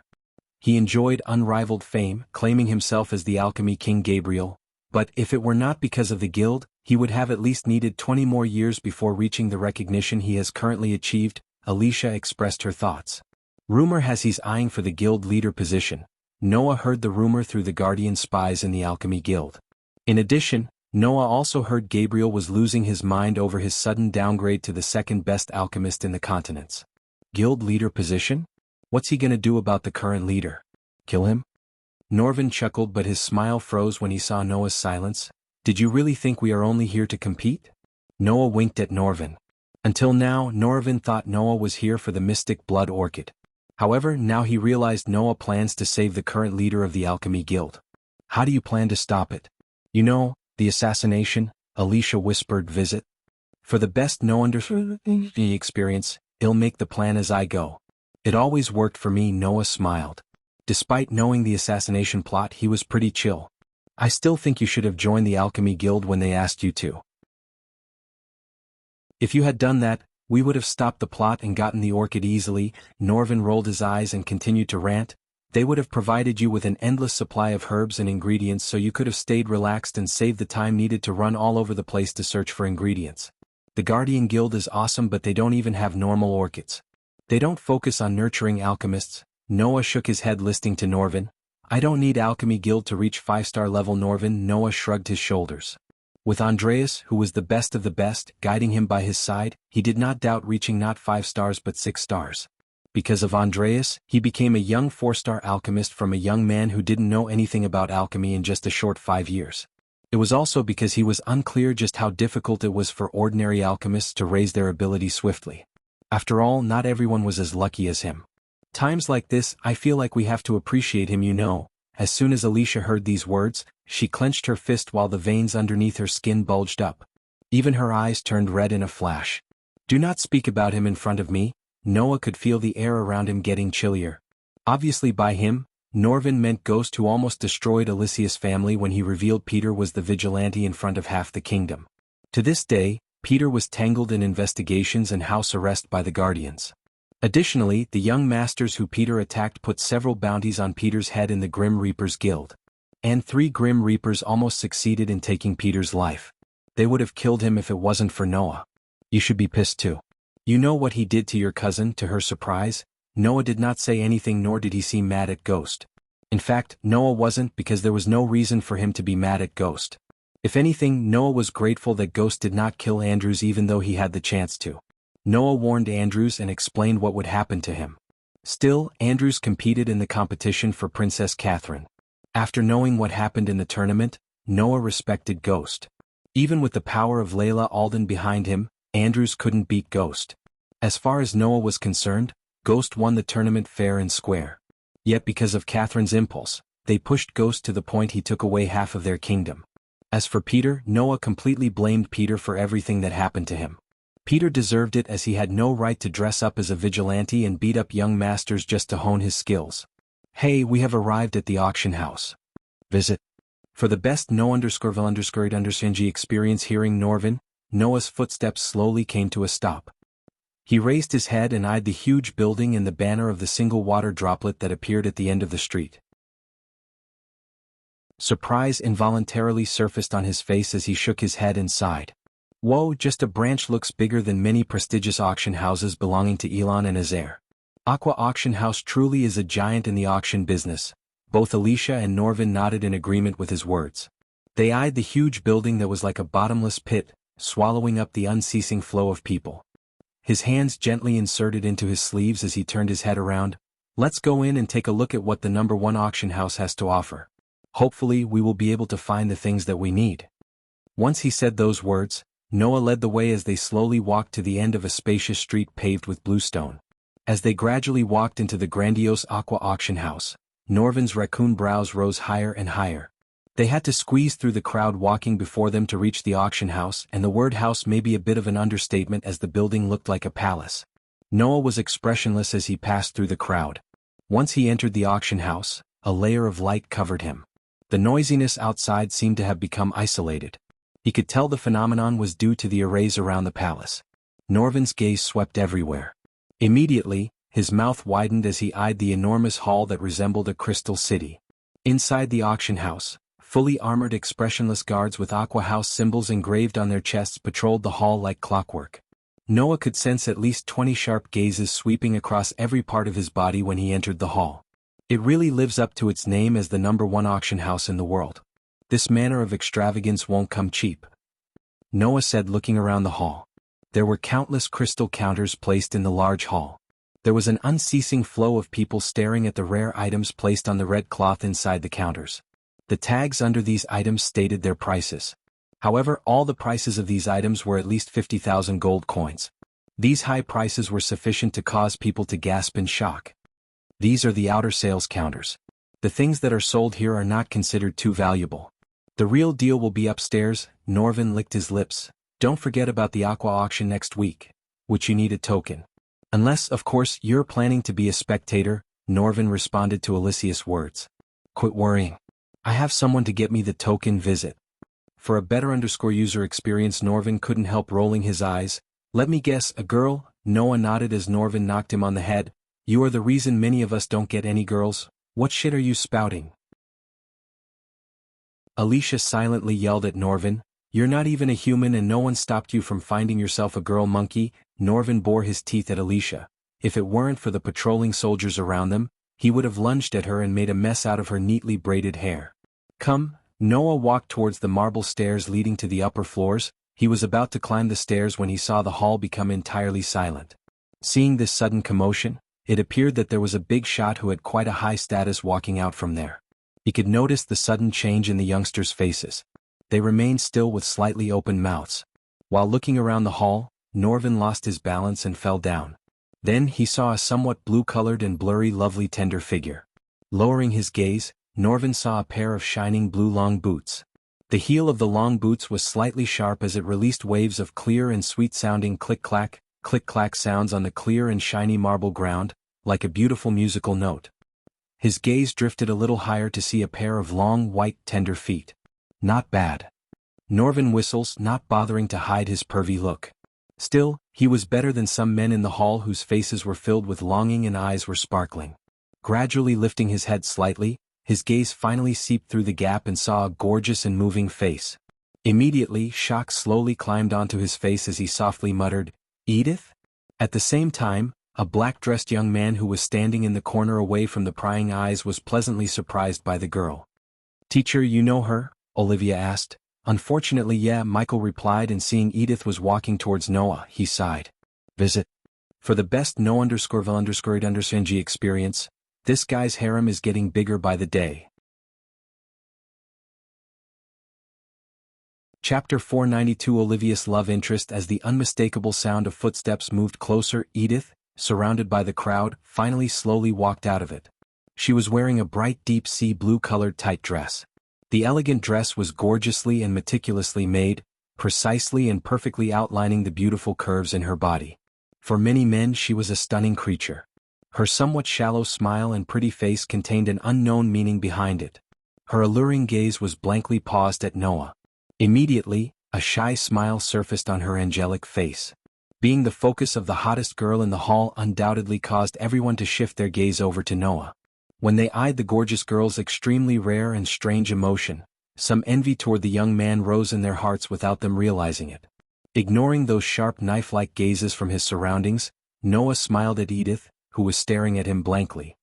His smile was gentle and the dark pupils were crystal clear as pure water. Although Noah was wearing a mask to change his facial structure, Edith saw through the mask without a problem. Emitting clear footsteps, Edith slowly walked toward Noah. A moment later she stopped in front of him. Being closer to the man she loves, her face reddened in a flash, and she did not realize she was blushing. Kai, what a pleasant surprise, she smiled, tilting her head. Since Noah was wearing the mask she gave him, she called him by a fake name instead of his real name, which would reveal his identity. And who is this little fella? She lifted her pretty face and greeted Norvin, who climbed onto Noah's shoulder with another smile. Miss Edith, I thought you were in Mazeroth, Noah greeted her back with a smile. Usually he would address her by her name without any honorifics. However, Noah didn't call her Edith in front of all the people who stared at Edith like wolves. After Noah greeted Edith, there were a few moments of awkward silence between them. Either of them couldn't seem to find a word to continue the conversation. Get a room already. Looking at the interaction between Edith and Noah, Michael rolled his eyes. He was getting annoyed with Noah and Edith. Visit. For the best no understanding experience, who is she? Olivia elbowed Michael. I met her in Mazeroth. It seems she too got early holidays like me, Michael quietly said. He and Olivia stood way back from Noah and Edith. Hence the reason why Noah or Edith couldn't see him. He wanted to peacefully spend some time apart from all the Dark Lord stuff. But seeing Noah, Michael felt this trip would not be drama-free. Do not fall in love with that guy. Michael leaned on the wall, folding his arms. Then he warned Olivia before she fell in love with Noah and ended up in his ever-growing harem. What the hell are you talking about? Iaura, Michael was surprised. He turned his gaze from Edith to Olivia, who clicked her tongue, realizing she blurted out something she shouldn't have. You playa. Michael poked her cheek with a grin. He got into a playful mood when he heard his student eyed someone. As long as it wasn't Noah, he would be happy for her. It's. Olivia's face flushed red as he struggled to find the words. Ricky? Olivia finally uttered the name, shocking Michael. Ricky? You mean our Ricky? Michael couldn't believe what he had just heard for a few moments. Olivia was a wealthy noble. On the contrary, Ricky was a commoner. As far as Michael learned about this world, marriage between a noble and a commoner was rare. He wondered if Olivia's father and mother would be okay with her decision. I wanted to talk to you about this, teacher. But I didn't get the right time. Olivia's face turned serious, revealing the concern in her heart. Meanwhile, the people were still drooling at Edith instead of going with their life. I didn't get the chance to thank you, Kai. Let me treat you to a meal. I know a really great place nearby. Edith pursed her sleek red lips and placed her hands behind her, leaning her body slightly forward as she faced Noah. Did you come here to buy something? No shit, Norvin rolled his eyes after hearing her words. But since she was so love-struck, she overlooked the obvious. What star level are you? Asked Edith curiously without even giving Noah the time to answer her previous question. The latest _IP_SODIs are on _the website. Just lucky enough to reach 4-star. Lucky? For an ordinary person, advancing from a 1-star to 2-star alchemist is impossible without at least 5 to 6 years of time. Yet you have reached 4-star level in a couple of years. I'm afraid that is not mere luck. Eyeing the young man who revealed something shocking at every instance, Edith sighed helplessly. But soon, another youngster's image emerged in her mind. Noah shook his head and smiled. However, he did not continue to pursue this question. Instead, his gaze swept across the hall, realizing that he and Edith had already become the center of attention. Immediately, he whispered, Are you still the supervisor here? I am afraid so, Edith giggled, ignoring the hundreds of gazes on her. She was quite used to getting such attention. Fortunately, Edith was here alone. If she had come with Victoria, she was sure many youngsters would have fallen to the ground. Can we find a quiet place to talk? Noah scanned the large crowd around him who had their ears lifted vertically and helplessly said, Of course, follow me. Edith smiled, nodding her head. She had just turned around when her gaze suddenly drifted to Alicia, who was behind Noah and leaning against a crystal counter while watching the items in boredom. After hesitating for a moment, she asked, Is she with you? What? You two need some time alone? Alicia was quite annoyed by how Edith and Noah acted in front of her. Still, she revealed a cold smile to tease Edith. Being teased by Alicia in such a manner, a faint redness swarmed onto Edith's exquisite face. However, it was fortunate that she was extremely good at handling issues with human relations. She gave an immediate sweet smile and said, Follow me, miss. I hope whenever you're leading us to have something to eat. I'm starving, Norvin said as his stomach let out a growl. We have spent a long time hurrying on our journey here. Noah was embarrassed as he smiled at Edith. He wanted to punch Norvin in the face because he knew he made the sound intentionally. It's okay. Come 1 inch. Edith turned around and slowly walked toward a staircase in one corner of the hall. Her heels stepped on the shiny, clean bluestone ground surface, emitting a click-clack sound. Her elegant pace caused people to be unable not to fall into a deep longing for her. Suddenly Edith stopped and looked at the far end of the hall. Something wrong? Noah asked. No, it's just nothing. Let's go. Edith could swear she saw a ghost. But what were the odds of meeting him in the Azure continent? She heard he had become the king of Bradford. Hence, she naturally thought she would be busy dealing with the kingdom. But, yet again, he was also a 5-star alchemist, and almost every single alchemist would visit Azure for the competition. Just the thought of him gave her chills. For now, she shoved the thoughts back to the back of her mind and led them upstairs. At the end of the stairs, they saw a golden door flanked by 2 more armored guards. Noticing the trio of man, woman, and a raccoon following behind Edith, the guards eyed each other. According to the rules, people who were not VIP members were usually not allowed to enter. Visit. For the best no_vel_read_Xianxia experience, however, Edith was currently holding the post of supervisor. Her authority was quite great. At that moment, none of them dared to stop them. Only when the 3 of them were about to enter did a guard have no choice but to bite the bullet and take a step forward. However, before he could speak, Edith gave him a faint glance, which caused him to swallow the words in his throat. He smiled bitterly and stepped back. They are with me. Edith simply waved off the guards who quickly opened the doors for her. The hall they entered was no different than the downstairs, except there were only 10 or 20 people in the hall. They heard metal boots banging on the stairs just after entering the hall. Following the rumbling of footsteps, a few human figures slowly appeared at the bending corner of the stairs. The man who was leading them was around the same age as Noah. He was tall, lean, mean, and had 2 pointy ears, which indicates his elven race. His somewhat pale white face was clearly a result of overindulgence in sensual pleasures. Although the build of the elf did not appear strong, he was actually a strong person who had just reached the core formation stage level 5. Shit, Edith mumbled under her breath as soon as she noticed the elf whose breathing just became slightly erratic. Additionally, he shamelessly rubbed his crotch while walking toward Edith. Her gentle smile vanished and was replaced with a deep frown. Hee, Edith, this place is where Aqua Clan conducts official business. Other people are not allowed to enter, but what I see here, other people, the elf eyed Noah, Alicia, and Norvin for a second and then grimaced. He didn't bother to hide the disgust and hatred he had towards other races from his pale face. Watching the disgust in Edith's eyes, the young man's face immediately became much gloomier.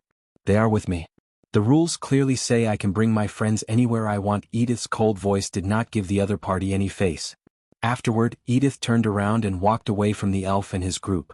The elf's mouth twitched after being ignored by Edith in front of his subordinates. This was especially so when Edith grabbed Noah's hand for a second. An unknown jealous flame instantly rose in the elf's eyes. Although Edith was usually full of smiles, warm and friendly, it was not a secret she hated him. To be honest, many girls in the Aqua Clan hated him. Still, they had to put off his harassment and nonsense because of his status in the Aqua Clan. Gangbang, is that your kink now? Looking at Edith's back, the elf laughed. Edith was expressionless and kept walking as though she had not heard the obscene words of the elf. However, Norvin noticed her nails had already viciously clawed into her palm. Unlike Edith, Noah didn't remain calm. Instead, he halted his steps before grabbing Edith's hands. Then he stepped in front of her, shielding her from the elf's disgusting look. Boom. The latest _IP_SODIES are on the website. Michael was talking to Olivia about her love life when suddenly something hit the ground after shattering the glass above them. As he looked down on the ground, Michael saw the elf who went upstairs a few minutes ago, twitching and bleeding on the floor. Noah, Michael sighed. Chapter 493, Ghost will be your judge. What the hell? Olivia was startled by the sudden turn of events. She was already tense talking about her future with Michael. Then when the elf shattered the glass wall above her, her heart almost leaped out of her chest. To Michael's surprise, the elf took out a healing potion he had brewed. Michael could recognize the potions he brewed anywhere, anytime. As soon as the elf chugged the healing potion down his throat, the bruises on his face quickly closed up.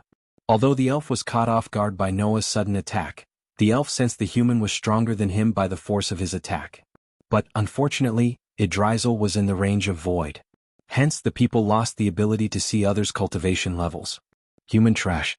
Today, even if that bitch wants to protect you, you can forget about leaving the auction house alive, the elf screamed with boiling killing intent and picked himself up from the floor. Then the elf smashed the vial on the ground as the shattered vial joined the hundreds of broken glass pieces on the ground already. The elf immediately waved as a golden circle appeared around him. Seeing this, the people quickly backed off, forming an ample empty space in the hall. However, before the elf could finish casting the spell, an ethereal form of a giant fist appeared out of nowhere and hit him through the golden circle. The punch emitted a soft crack sound and following which, the elf coughed up a mouthful of fresh blood. A millisecond after he coughed up blood, his body was also thrust by the strong and vicious force, resulting in him being violently shot into the wall. Immediately he spat out another mouthful of fresh blood. His legs knelt on the ground while his body was curled up in pain. Everything happened quickly, from the elf hitting the ground after breaking the glass wall above to being sent flying into the wall. So many didn't even comprehend what just happened. Michael and Olivia halted their conversation to see the fight. Only when the elf hit the ground after colliding with the wall could Edith realize what just happened. Shock and disbelief immediately covered her stunning face. At this moment, the subordinates beside the elf finally recovered from this split-second occurrence. When they eyed their master's miserable state, they were shocked first. Then they immediately surrounded Noah angrily as they unsheathed their weapons. In addition to the elf's guards, the Aqua clan guards also surrounded Noah since he had just attacked one of their own, and it was their duty to apprehend Noah dead or alive. I order all of you to stand down. Then, seeing the guards surrounding them, Edith pulled herself out of the shock to stomp on the ground. Her domineering shout echoed through the hall. Hearing Edith's shout, a few guards hesitated for a moment. Their master may have the courage to offend Edith, but it did not mean that they also had such courage. What the hell is going on, teacher? Olivia stepped closer to Michael involuntarily. Visit. For a better user experience, pretty girl, 2 young masters. This is called the recipe of shitstorm. Michael leaned on the wall, watching the elf struggling to pick himself up. He quickly put his hand behind as he took out a spider from the system storage to send crawling to the elf. Since Noah had made an enemy out of the elf, Michael planned to make an ally out of them. Then, if or when the time comes, Michael would be able to use the elf and his family against Noah and his allies. If any of you dare take a step forward, then all of you will be banned from Aqua Clan. Although you are not my subordinates, just think, who are the elders gonna listen, few lowly guards or me? The guards immediately took a step back when they heard Edith. The guards' last need was to get between the young master and Edith. They knew quarrels between them were nothing out of the ordinary. They would fight today and mingle tomorrow, but if they stuck between them, the elders wouldn't think twice before firing them. Hence, most guards let Edith deal with the clan and the elf and stepped back. The rest stared at Edith's anger-filled eyes for a few moments before unwillingly pulling back. Take your master to wherever you came from. Edith coldly ordered with her delicate hand pointed to the entrance. Michael saw the elf finally getting to his feet and drinking another vial of healing potion. Instead of trying to cast another spell, the elf shouted at Edith and Noah, looking at the elf from upstairs. Alright Edith, you got guts. You actually helped an outsider ambush me. Just wait. The elf took a step forward only to stagger. Considering Michael had X-ray eyes, he saw the elf's core formation level 5 cultivation and Noah's core strengthening level 2 cultivation. The power gap between them was enormous. So there was no way the elf could defeat Noah. Quickly the elf's subordinates grabbed him before falling to the ground again. He rubbed off the blood stain from the corner of his mouth and angrily stared at his subordinates. Immediately, his pupils contained a dark coldness and gloominess as he turned toward Noah by Edith's side. His breathing was hurried as he said with a dark voice, "You haven't heard the last of Galen Bailey." After leaving those vicious words, the elf maliciously slapped the poor guard by his side and snarled at him, "Fool. Go." Great, we made another enemy, hooray, Norvin sighed, laughing bitterly. I'm sorry I got you into trouble, Edith. But I couldn't watch him badmouth you. Edith's heart immediately warmed, hearing his words. She couldn't help smiling and blushing. I am sorry. Noah gently placed his hand on Edith's shoulder and apologized. In a flash, her rosy face completely turned red. Visit. For the best no_underscore_understand experience, it's alright. Although Galen will definitely cry and complain to his grandfather, they want meddle with the problems of youngsters. We will deal with Galen if he tries anything, Noah assured her with his captivating smile. That's some next-level cringe shit. Michael shook his head. Where are my manners? The little guy said he's hungry, right? Come on, follow me. Edith's usual bright smile resurfaced on her face as she walked towards the door at the hall's end. The guards flanking the door pushed open the door for Edith, revealing a spacious room with several bookshelves neatly erected within. There were various different kinds of thick books placed on these bookshelves. Edith passed through them and finally came to the front of a work desk. She then turned around, looking at Noah with a smile. Have a seat. Now, can you tell me just what you need? Pointing at the chairs at the side, she asked. They nodded, randomly pulling out a chair and sitting down. Then, after musing for a moment, Nia stared at Edith. Who was that elf? Meanwhile, Norvin reached for the fruit basket on the table and picked up a juicy red apple to munch on. Edith made a detour around the table and sat behind it. Her lips slightly pouted as she said with a smile. His grandfather is the Aqua clan branch leader in Idrizel. Since King Maxim and Galen's grandfather have been in talks to form an alliance, I have to act as the liaison between them. Usually he would avoid me when I was with Victoria. But since she's not here, he got cocky. Edith brushed over the black hair of her forehead and said somewhat tiredly. It was evident to Noah that the elf has been troubling her for some time now. Princess Victoria? Alicia asked. You know her? Alicia nodded at Edith. Everyone knows her, I guess. Recently I heard she single-handedly destroyed House of Kayla visits. For a better user experience. Sounds like someone I used to know, Norvin casually said, laying on the table. Edith frowned. When she looked at Noah, he just let out a deep breath. I was immature and impulsive. Those days are behind me now. Noah didn't suddenly have a change of heart about killing. Honestly, he learned the hard way that taking a life should be the last resort. He still had nightmares about the children who lost their parents because of his ruthlessness. So that day when those children looked at him with a confused look in their eyes, wondering why their parents had left them, Noah's heart shattered into pieces.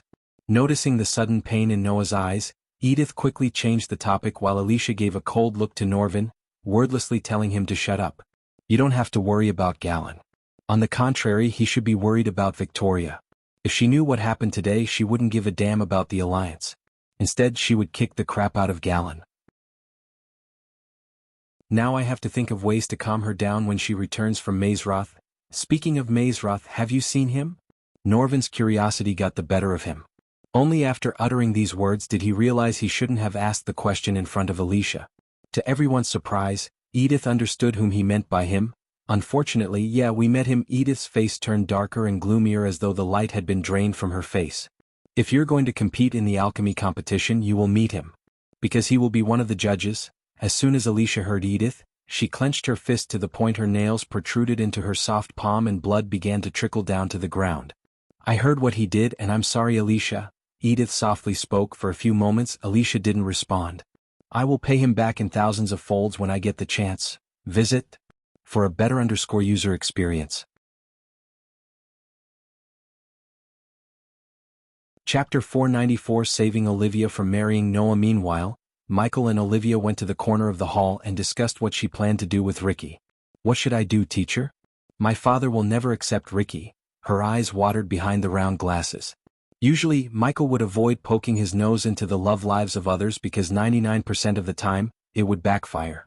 However, since both Ricky and Olivia were an important part of his future plans, he had to intervene because they messed up as Catherine and Andrews did. First, you can drop calling me teacher in private. Feels weird. We are discussing your love life, so I'd say we are long past mentor-disciple relationship, Michael said, leaning on the wall. Looking at his calm demeanor gave Akvia some strength to face her father. This explains why Ricky was acting so weird, weirder than usual. Michael recalled Ricky avoiding eye contact and talking way less than usual after he returned from Mazeroth. Now he realized Ricky was afraid of him loving Olivia, who was Michael's student. He was freaking out to talk to you more than me. He was afraid you would kill him. What? Michael frowned. You do have a pretty violent history of dealing things ghost. She bitterly grinned, feeling weird calling him by his name for the first time. Still, I'm not a freaking psychopath, Michael sighed. Is there any other reason your father doesn't want you to marry Ricky apart from him being a commoner? Olivia nodded, and what she said next completely stunned Michael. He wants me to marry, she stuttered, struggling to say the next words. Speak. Olivia took a deep breath and mustered enough courage. He wants me to marry Noah Winston. As soon as she said that, Michael stopped leaning on the wall. His body tensed. The last thing he wanted was to have one of his subordinates marry his future archenemy. The latest _IP_SODIes are on the website. Is he crazy? Olivia noticed the sudden change in Ghost's face. If he marries you to Noah, you will just be a +1 in his packs of wives. Despite his hatred for Noah's harem, Michael really cared for Olivia. He didn't want her to become another member of Noah's harem. However, Ricky was a better choice than Noah. Besides, Ricky had all the qualities a man should have. He was hardworking, loyal, and honest. What did you tell him? I said no, obviously. He said Ricky is not noble and not strong enough to protect me. Ghost, what should I do? I can't make Ricky strong like Noah. As far as I know, only you can stand head-to-head with him in your generation. Michael leaned closer to Olivia. Unless he's already at soul refining stage, he can't stand head-to-head with me. The moment Olivia heard his words, her body went rigid and her eyes opened as wide as they could. You soul? Yes. Michael heard the system awarding him with 5,000 badass points for impressing Olivia. Ignoring the notification, Michael focused on the topic at hand. What if I vouched for Ricky? I can make him stronger and give him a minister position in Bradford. That would make him sort of a noble. Olivia immediately grabbed Michael's hands and squeezed them. You would do that for us? Really? Her eyes sparkled, filled with hope and joy. Visit. For the best no-understanding experience, why not? Anything to save my favorite disciple from joining a harem. Michael ruffled Olivia's head as though she was a kid. But Ghost, there's a problem. Her smile disappeared. In a flash, the gloomy look she had before resurfaced on her pretty face. My father said Noah said yes to marry me. So he's planning an engagement next month. I just heard this 3 days ago. Michael furrowed his brows. He couldn't believe Noah's audacity to marry another one when he already had so many girls to marry. Yet, deep down, Michael knew that if Olivia told Noah she was in love with someone else, Noah wouldn't force her. After all, Noah was a good guy. Talk to Noah and tell him you're in love with Ricky. He's a nice guy. You will understand. Hell, if you ask him, he might even tell your dad he doesn't want to marry you. Seeing Olivia's forehead forming beads of sweat, Michael gently patted her on the back and led her outside. After joining the crowd on the street, Michael looked over the heads to see a building with the board saying Horathan hanging above a wooden door. I have to find a way to get into their compound. Currently, the Winstons aren't seeing anyone, thanks to the freaking war going on there. Why didn't you attend the engagement ceremony then? All the Winstons would be there. Olivia punched Michael on the shoulder while walking towards the inn. Are you serious? You just messed up King Breedia. I don't think they would ever meet someone close to you, but you're different. Just go and talk to them. They're nice people. I will talk to your dad after we go back. Thank you, Ghost. You're the best. She wrapped her arms around his shoulder and squeezed him. She felt like something heavy was being lifted off of her shoulder. His reassurance gave her confidence. Nothing eventful happened during Michael's visit to the inn. The two ordered salads and hot water and spent some time chatting. Michael gave her some pointers in alchemy. By the time they stepped out of the inn, the streets had become almost unwalkable. After exiting the inn, Michael walked towards the uniquely architectured building in the distance. One thing was obvious to Michael. Whoever built that building took the Alchemy Guild concept too far, as the building looked literally like a giant cauldron built with emeralds. The windows in the building resembled the fire outlets of an alchemy cauldron. At the top of the building was an enormous cover that creeped downwards, covering all the rooms below it. During the walk towards the building, they noticed the main roads in the city already had completely armed knight units patrolling in the streets and mages patrolling the skies above. Clearly, this was due to the alchemist competition which was about to begin. After all, if a commotion were to occur at such a large grand meeting, it would have many different large impacts on the kingdom. Therefore, the guild and the king needed to prevent any such possibilities. Next time we are flying, Michael twisted Olivia's ears. She was the one who suggested they should walk instead of flying. Because of her suggestion, he almost got squeezed by the crowd. Fortunately, after enduring such a painful walk, they finally reached the guild. I could have such a grand welcome, Michael sighed inside. Then, with both his hands inside his pockets, he slowly climbed the marble steps leading into the building. Michael had just followed the human flow and entered the association when a disturbance occurred not far behind him. Like everyone else, he turned around to see what was happening. Visit. For the best no-understanding experience, the source of the commotion was a carriage made of gold and several engravings of a strange beast on the gold being pulled by 4 snow-white Pegasi. The strange-looking beast, with a blue-colored flame rising from its body, was drawn on the golden carriage. The strange beast was large and had a ferocious appearance, emitting a feeling that would faintly frighten the hearts of those who looked at it. The imperial crest. Several people near him softly muttered. Surrounding the horse carriage, over 10 people wrapped entirely in blue robes accompanying it. Michael's gaze swept across these blue-robed people and his eyes shrunk. They were soul-refining level 4 warriors. Who is this Empress of R? Michael asked himself in surprise as his gaze scanned the carriage. A few moments later, one of the guards slowly opened the door while the other blackguards swiftly formed a steady circle around the carriage. At the same time, numerous gazes that were as sharp as an eagle shot out from the guards, scanning the crowd for threats. Under the protective circle of several soul-refining stage guards, someone extended their smooth, delicate hand from within. The hand gracefully held the handle of the carriage door. Afterward, a beautiful figure slowly walked out and appeared in everyone's sight. Just like most girls in his life, she was damn beautiful. She was wearing a sparkling blue long skirt with golden lines. Under the influence of the imperial family, her exquisite appearance faintly seeped out a noble, imposing presence that was her birthright. A golden belt was worn on her narrow and delicate waist, displaying the small waist vividly and incisively. To his eyes, she appeared to be 16 or 17 years old. She had a perfect hourglass structure, jaw structure, and bubbly eyes with baby-fat cheeks to make any man drool over her. Still, she wasn't pretty enough to rival Gaia or Layla. But given time, she might rival them in terms of beauty. Her pretty face contained a smile fit for a girl from the royal family. However, each time her gaze swept across the surroundings, he had a feeling she might not be as ladylike as she seemed. "Do you know who she is?" Michael asked Olivia. Unlike many, Michael did not drool at her. He was mature enough to remain calm. TSK, what a beautiful girl." A wave of cheers immediately erupted from the surrounding crowd watching the young lady. The people swiftly threw over several heated gazes. Although the girl belonged to the royal daily of Ar, it did not stop the crowd from drooling at her beauty. My guess would be Jennifer Voldegard.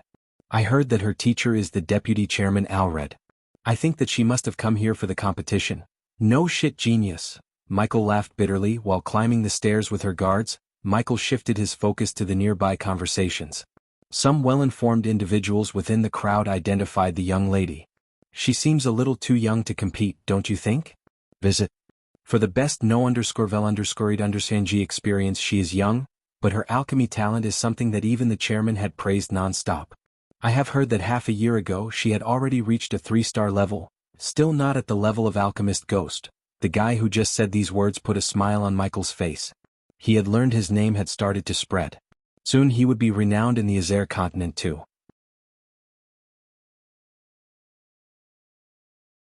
Chapter 495. Becoming the judge. Some of the older middle-aged alchemists who planned to compete avoided direct eye contact with others as they felt embarrassed. Being squeezed into the crowd, Michael heard the conversations of the people around him and learned a few things about Jennifer Voldegard. He once again turned his gaze to Jennifer, who was walking the steps with her guards. Core formation stage and 3-star alchemist level, not bad. Michael thought to himself. Her achievements were quite stunning to the others, but not for Michael. With the wealth of the royal family behind, as long as she possessed the basic talent needed to become an alchemist, they could use their wealth and resources to train her into a 4 or 5-star alchemist with ease. Moreover, from the conversation he heard, Jennifer's talent for alchemy was quite good. Therefore, having such an achievement was within expectations. Under the protection of the guards, Jennifer swaggered through the packed crowd into the building without meeting any obstruction. As Jennifer disappeared from his sight, Michael and Olivia squeezed through, pushing aside the crowd until they finally reached a spacious hall. He eyed the vast hall and exhaled a long breath of air. Then, wiping off the sweat beads on her forehead, Olivia walked toward the western hall area as though she had walked there countless times. Unlike the rest of the hall, the western area was blocked by lines of golden pole barricades. Several guards armored from head to toe raised their hands, noticing Olivia and Michael. "Restricted area. Not for me. I am one of the judges." Michael flicked his wrist, retrieving the invitation letter from the system storage. Since the guards were wearing metal helmets, he could not see the shock on their faces. The guard before Michael took the invitation letter and opened it up only to get startled after a few moments. "You are Ghost?" "One and only." "Okay, teacher. You deal with this. I have to go register my team over there." Olivia looked over at the crowded southern side of the hall. "Cool. The latest understudies are on under website." She rushed towards the crowd while the guard eyed Michael from top to bottom. "So young," the guard mumbled under his breath. "Hey, race my core disciple card. I'll help you confirm my identity." With another flick of his wrist, Michael took out the golden card from the system storage. The guard looked at the name Ghost embossed on the golden card in black. "Please forgive us, my lord." The guard looked at the card and the invitation letter for a moment before stuttering. "It's okay. You guys are just doing your job. Now can I go in? Yes, yes, my lord, please this way. Michael jumped over the golden poles and walked towards the door by himself instead of waiting for the guards to remove the poles. After Michael disappeared through the door, the guards were stunned. What a nice guy, the guard who checked the invitation letter exclaimed to the other guard. Yeah. For a 5-star alchemist, he's surprisingly chill. It's a breath of fresh air for a change, the guards conversed. Working as the guards in the alchemy guild, they had seen their fair share of talented alchemists and they all had one thing in common: arrogance. The moment they reached the 3-star level, the alchemists would treat the guards like dirt. But seeing a 5-star alchemist who dethroned alchemy king Gabriel being so humble and modest, they were genuinely surprised. Immediately Michael's status in their hearts reached another level. Passing the guards, Michael walked into the corridor brightly lit with a straight line of chandeliers and slowly climbed up the stairs. The stairs led him to a brightly lit hall tiled with marble stone that reflected everything in the room. The hall had a luxurious feel thanks to all the golden tables, chandeliers radiating gold light, golden windows, and even the sofa set was inlaid with gold lines surrounding a pearl-white cushion. Currently, only a chubby old man with a pointy beard sat on the sofa blowing the cup in his hand. The old man had a mix of white and black hair, no mustache, and wore a green robe. He was calmly sipping the tea when he noticed Michael. "Young man, you must be Ghost," the old man greeted Michael with a grin. "And you must be?" Asian Dawson. Humble 5-star alchemist and one of the grandmasters. The old man reached out to shake Michael's hands. "Ghost," Michael simply said after firmly shaking his hands. "Visits? For the best no understanding experience. I am a man of few words, I presume. You have a long list of achievements than this old man ever had. Well, if I listed out everything, I would look like an arrogant brat." Michael smiled as he leaned back on the sofa. "Quite a crowd out there. What's the format here?" Hearing Michael's question, Adovan leaned forward and drew a huge rectangle on the tea table's surface as he continued with a smile. "All the alchemists in the competition will be participating simultaneously on a huge platform. We will have a few rounds and the competition's requirements will gradually become harder. Like in any other competition, we will eliminate many at the end of each round. Whoever can stand out among the cream of the crop will be the final victor. This is the format for both individual and group." "Oh." Michael nodded his head slightly. He could imagine the spectacular view of hundreds or thousands of alchemists raising their flames and refining pills and potions on the same platform while people cheered for them. "Back then when I first participated I almost peed myself. Nowadays the alchemists are too strong both mentally and physically." Asian laughed, appearing to know what Michael was thinking. "Here, as a fellow judge, you should take a look at this name list." Adovan flicked his wrist, taking out a golden parchment from his space ring. Michael was somewhat curious as he opened the parchment to see the long name list. What surprised Michael was there were names still appearing on the list as he was reading the list. Michael kept reading all the names until his eyes stopped at the name Lillian Icarus. Lillian Icarus. That's Gabriel's successor. Do you know him? As though Asian knew Michael's gaze was locked on Lillian's name, he explained. "I heard about it somewhere." Michael simply brushed it over.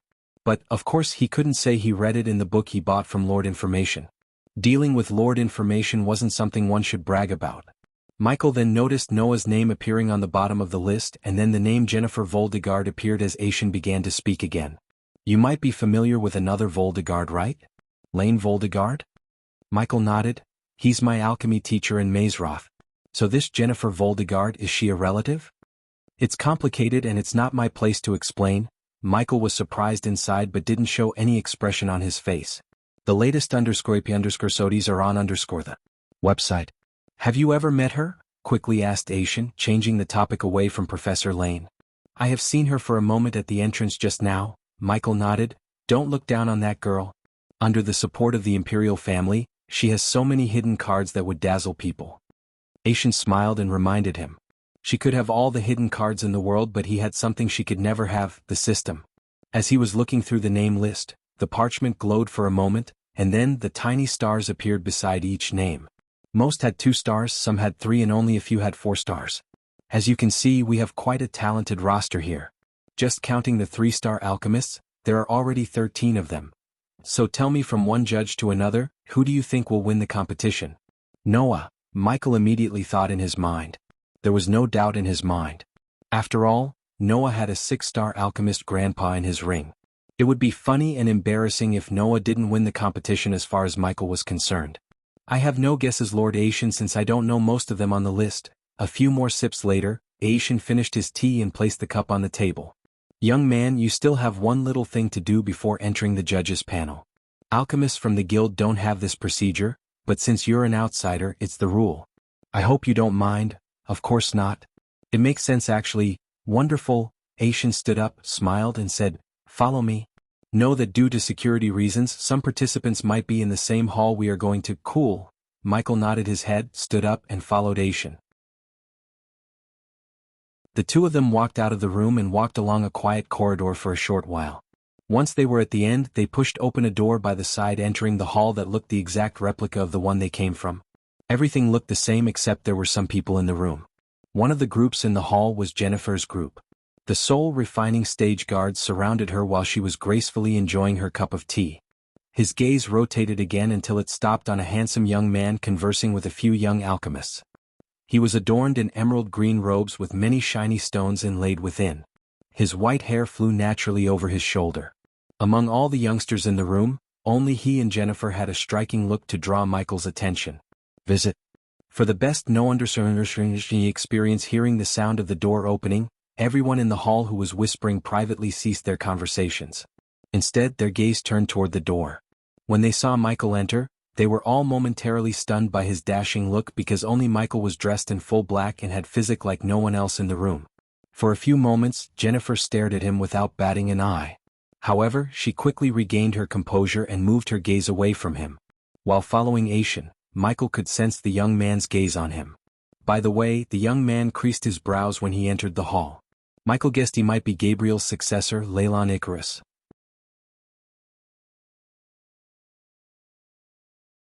Chapter 496 The Number 1 Alchemist. Took you long enough, Asian. As soon as Michael and Asian came to a table containing apparatus setup and many alchemy ingredients, a cheery voice resounded in the hall. Following the voice, everyone, including Michael, turned around to see a tall old man with full long white hair and a beard strolling towards them. His golden robes swept the floor beneath him as he approached Asian and Michael with a wide grin on his lively face. Ghost, this is the deputy chairman of the guild, Alred Sterling. Adevan introduced the old man to Ghost. Michael moved his eyes slightly to see Jennifer standing instead of sitting on the couch. Deputy Chairman Alred. Michael shook his hands while some of the ignorant youngsters not knowing the number 1 alchemist in the Elon and Azair gawked at Michael bewildered. One of those who had no idea about Michael was Jennifer. It's a pleasure to meet you, Ghost. Michael's words caused a quiet commotion among the youngsters. Even Jennifer raised her brows. Then, instead of standing still, she slowly walked toward Michael but not close enough to get the Grandmaster's attention. Likewise, Deputy Chairman Alred. Grandmaster Alred would do just fine. Alred shook Michael's hands with a smile, then their focus turned to the table behind Michael. Everyone, please gather around us, Adevan waved at the youngsters.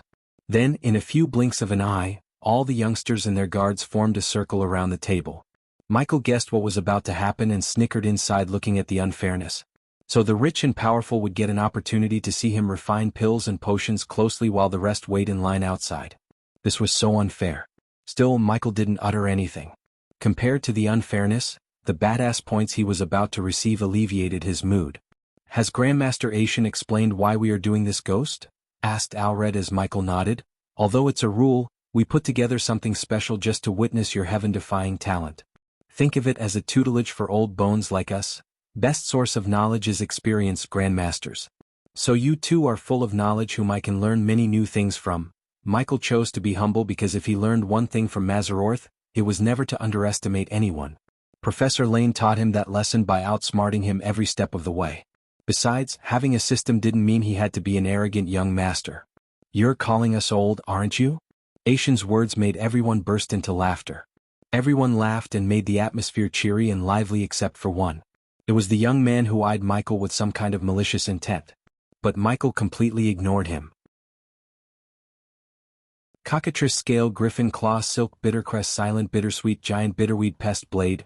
Michael named the alchemy ingredients on the table one by one after they finally stopped laughing. Tonic of Intellect. That's what you want me to brew. Am I right, Grandmaster? Michael asked Alred and Asian without even opening up the golden parchment near the emerald cauldron fuming smoke. Tonic of Intellect. A glint of surprise emerged in those old eyes. They should be surprised because they had to scour through the ancient scrolls to find the recipe, yet the young man before them immediately guessed what they could brew after taking a look at the ingredient for a second. "How much purity can you reach, Ghost?" Alred asked curiously. But instead of answering his question, Michael said in a rather serious tone, "Grandmasters, this is a highly addictive potion. It's not even a potion. It's kind of a drug. It will unlock the full power of the brain for a few minutes, but after that, the brain will deteriorate to the point they won't even remember their own names." Alred and Asian were completely taken aback by surprise. Michael could see the shock in their eyes, but these two old men were quite good at hiding their shock. "Of course we know that. Now please demonstrate to us your skills." To Michael's knowledge, the tonic of intellect was a failed potion. Also, it was kind of a magical potion. Because whoever drinks the potion must be aware that they are drinking the potion of intellect. Otherwise, the potion wouldn't show any effects on them. In simple words, it would be no different than water. If one were aware at the time, the potion would make them a genius at their specialty for a few minutes. After the effects wore out, they would crave more potions. They would not be able to live without the potion as the potion was highly addictive. The continued consumption would kill the brain cells until the brain completely stops working. Nodding at the two grandmasters, Michael raised his right hand. In a blink of an eye, dark green flames appeared in the form of an orb. Many youngsters weren't even sure that the orb was the alchemy fire because it was hovering above his palm in a perfect shape of a sphere. The sheer control he had over the fire stunned even Professor Lane, let alone these youngsters. Ding. Congratulations to the host for successfully being a badass. The reward is 2,000 badass points. Ding. Congratulations to the host for successfully being a badass. The reward is 5,000 badass points. Ding. Congratulations to the host for successfully being a badass. The reward is 1,500 badass points. The system went crazy as he continuously heard the notification sounds ringing in his head to the point he willed the system to mute the sounds for 50 badass points. So it's true. You don't use a cauldron. Adavan's eyes went wide as soon as Michael threw one of the ingredients into the fire directly instead of using a cauldron. Sponsored content. Visit Readle. Me for extra chapters. It does look cool and easy. But the scars on my body will tell you another story. Michael continued to throw in the ingredients while talking to them, which surprised everyone even more. Hence he received more and more badass points. It took me years of practice and lots of healing potions. If you have a ton of healing potions and desire to get burned over and over again, you can definitely use this method. The two grandmasters stared at him with palace faces. They couldn't believe he was extracting the essence while talking to them. Asian even took a couple of steps back, fearing the fire would explode. However, nothing happened as Asian feared. Instead, Michael continued to extract the essence, forming colorful beads above the green flames. "Grandmasters, the vials please," Michael asked, bringing the two grandmasters out of shock. 3 vials, yet again Michael stunned them. The two old men could not even keep the calm smile on their faces anymore. On the other hand, Jennifer was staring at Michael without batting an eye. She was completely fixated on his grace and technique of brewing the potion. Until now, she thought her teacher, Alred, was the most talented.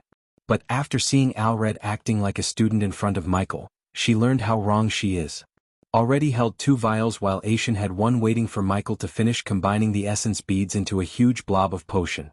Then, with a slow graceful movement of his hand, Michael split the maroon clump into 3 and sent each clump flying into a vial. "That's how you brew 90% pure tonic of intellect." Michael cracked his neck left and right as the green orb of fire vanished into thin air. In front of him, the grandmasters held the 3 vials with the sparkling maroon potion. Their bodies were rigid as though they were petrified. "My lord, Tiriana has departed from the warship and heading to Adrizel." Just as everyone was murmuring in shock, Michael heard Azazel's voice in his head. The next day there were no clouds in the blue sky as far as the eye could see.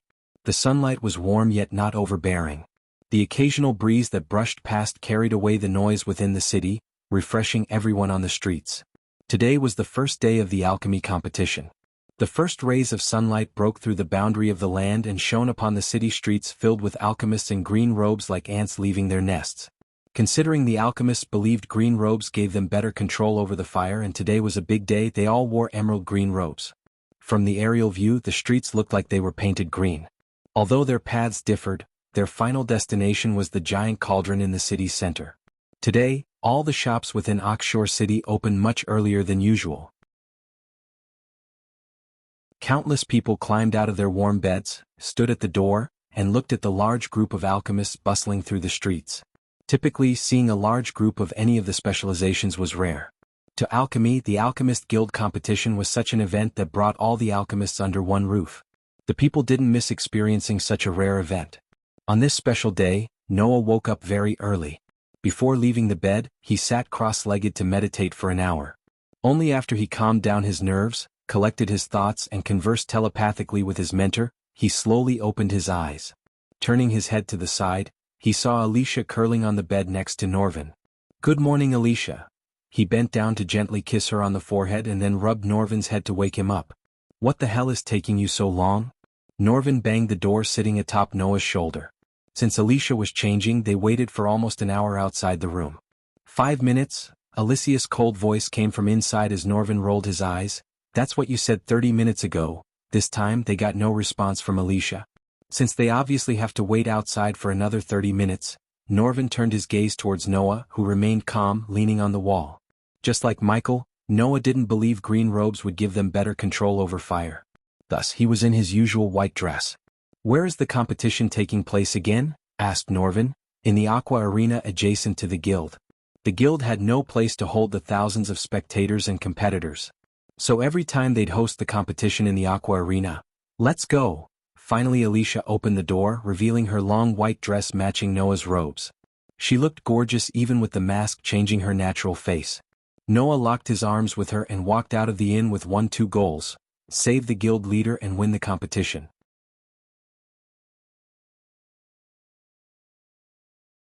Chapter 497. The 6-star alchemist Hendrix Gardner. Thinking about having thousands of people raising their flames and refining pills and potions on the same platform simultaneously, Noah couldn't help feeling a little excited. That spectacular manner was likely to be extremely thrilling.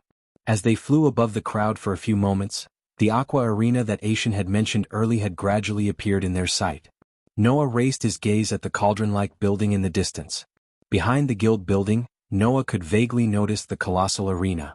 Currently, there were fully armed Aqua Clan soldiers stationed outside the building to maintain order. The green-robed crowd flooded towards the Alchemist Guild building, and it was evident to Noah that the competition had gathered thousands of alchemists from all over the world. The kingdom would receive a huge blow if a riot were to occur. Therefore, the royal family of Adrizel and the guild were extremely cautious regarding maintaining order. Unfortunately, the crowd caused finding the assassin or how Gabriel planned to assassinate the guild leader Hendrix Gardner. There were inspectors from the Alchemist Guild stationed at the entrance. Only guild members and the participants were allowed to enter from this entrance while the spectators entered the arena through the west side entrance. "Good luck, Noah." Alicia pecked Noah on the cheek before flying towards the west entrance with Norvin. After Alicia left, Noah squeezed through the participants in the guild hall and finally entered the arena adjacent to the guild. Finally, Noah breathed a sigh of relief as the arena had enough space to accommodate all the participants without squeezing them together. Standing at the entrance, Noah looked at the large arena built with an aquatic blue marble to the point that he felt like he was standing inside an ocean. He could not help but shake his head in praise.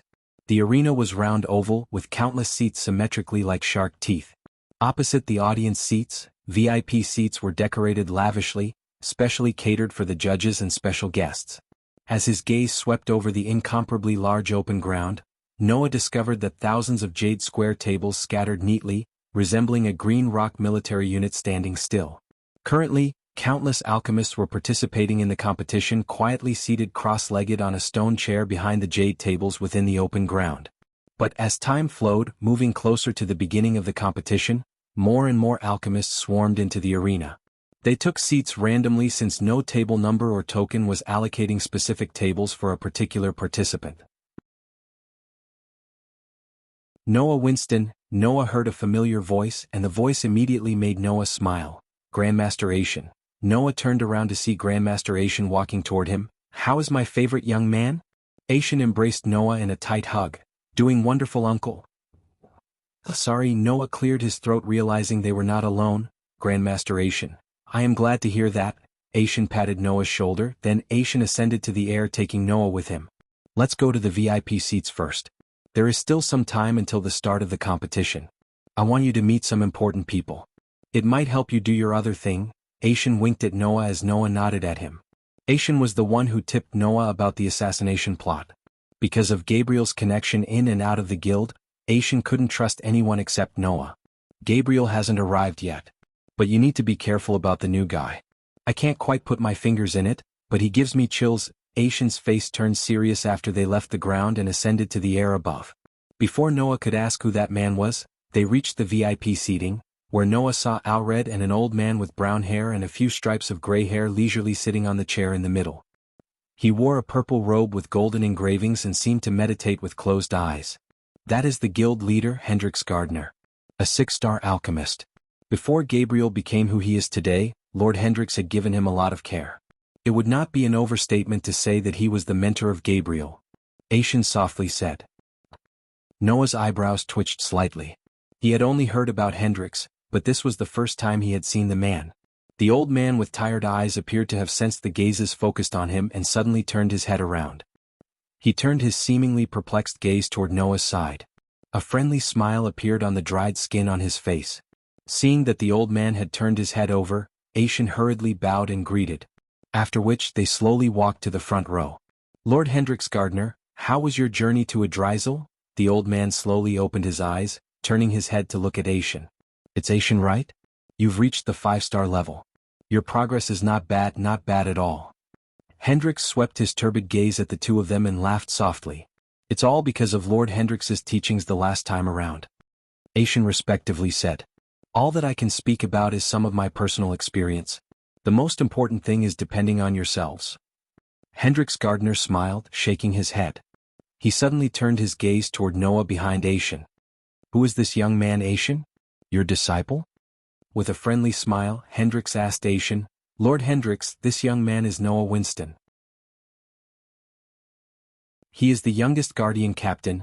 Adavan introduced Noah to Hendrix as Noah bowed slightly to show his respect to the 6-star alchemist before him, not only the youngest guardian captain but also a talented alchemist. I can see the talent in your eyes. Hendrix Gardner's voice was neither hurried nor slow.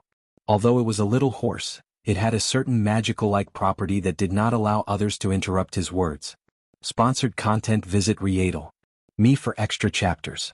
Noah calmly smiled but did not continue to say anything on this topic. Hendrix Gardner smiled and stared at Noah. His gaze seemed to have a deeper meaning as he paused on that calm face for a while. I wish you good luck, young man. You will need it, Hendrix calmly said. But something told Noah his simple words contained wisdom and meaning behind. Does he know about the assassination plot on his life? Noah couldn't help asking himself after hearing Hendrix's words. You should learn some aura hiding spells, young man. If you ever plan to visit that is, Hendrix continued with the same calm smile on his face. However, this time, his words were heavy as though he had sensed Noah's secret. Don't tell me that he sensed the teacher's presence? Noah blinked his eyes. There was a change in his heart as he muttered, Teacher? Noah telepathically called for his teacher. Relax, he can't sense me. But be careful, I have a strange feeling about him. Noah heard Andreas' voice in his head. Perhaps I have sensed wrongly, Hendrix said to himself. The sudden aura he felt or thought he felt wasn't around him anymore. The old man sighed in disappointment. Then, he leaned back against the chair, appearing a little absent-minded as he entered a trance while his memory played.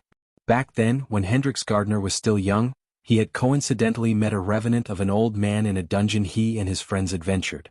Because of Hendrix's thirst for knowledge and young blood, he was separated from his group, ended up meeting the revenant, and spent 3 days with the old man. During those 3 days, the old man taught him a few things and gave him a scroll containing alchemy knowledge. By borrowing what the old man had taught, the initially unknown Hendrix Gardner, an adventurer with a basic talent for alchemy, advanced step by step to his current stage. Only after reaching the 6-star level, Hendrix had realized how terrifyingly talented the old revenant was when he was alive.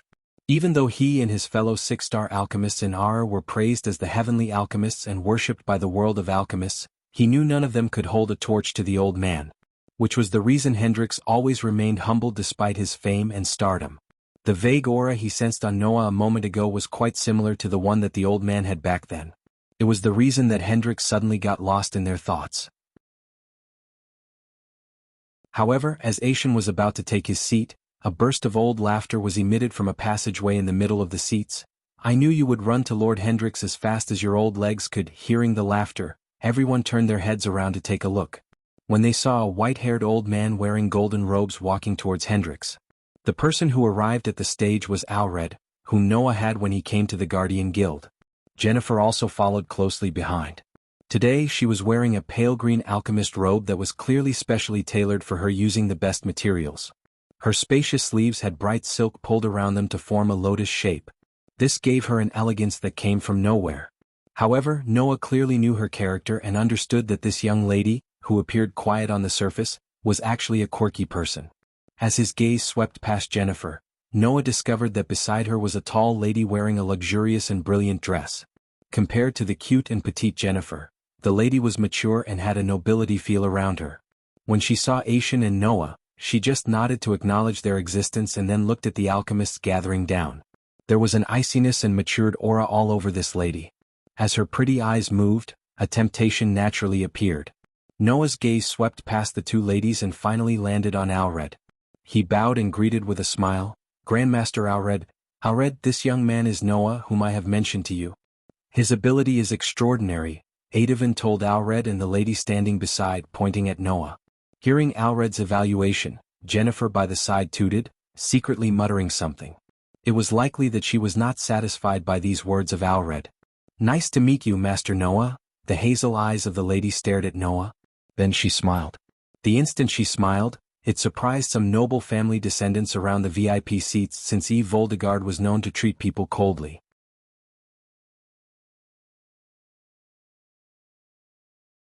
Chapter 498 The alchemy competition has begun.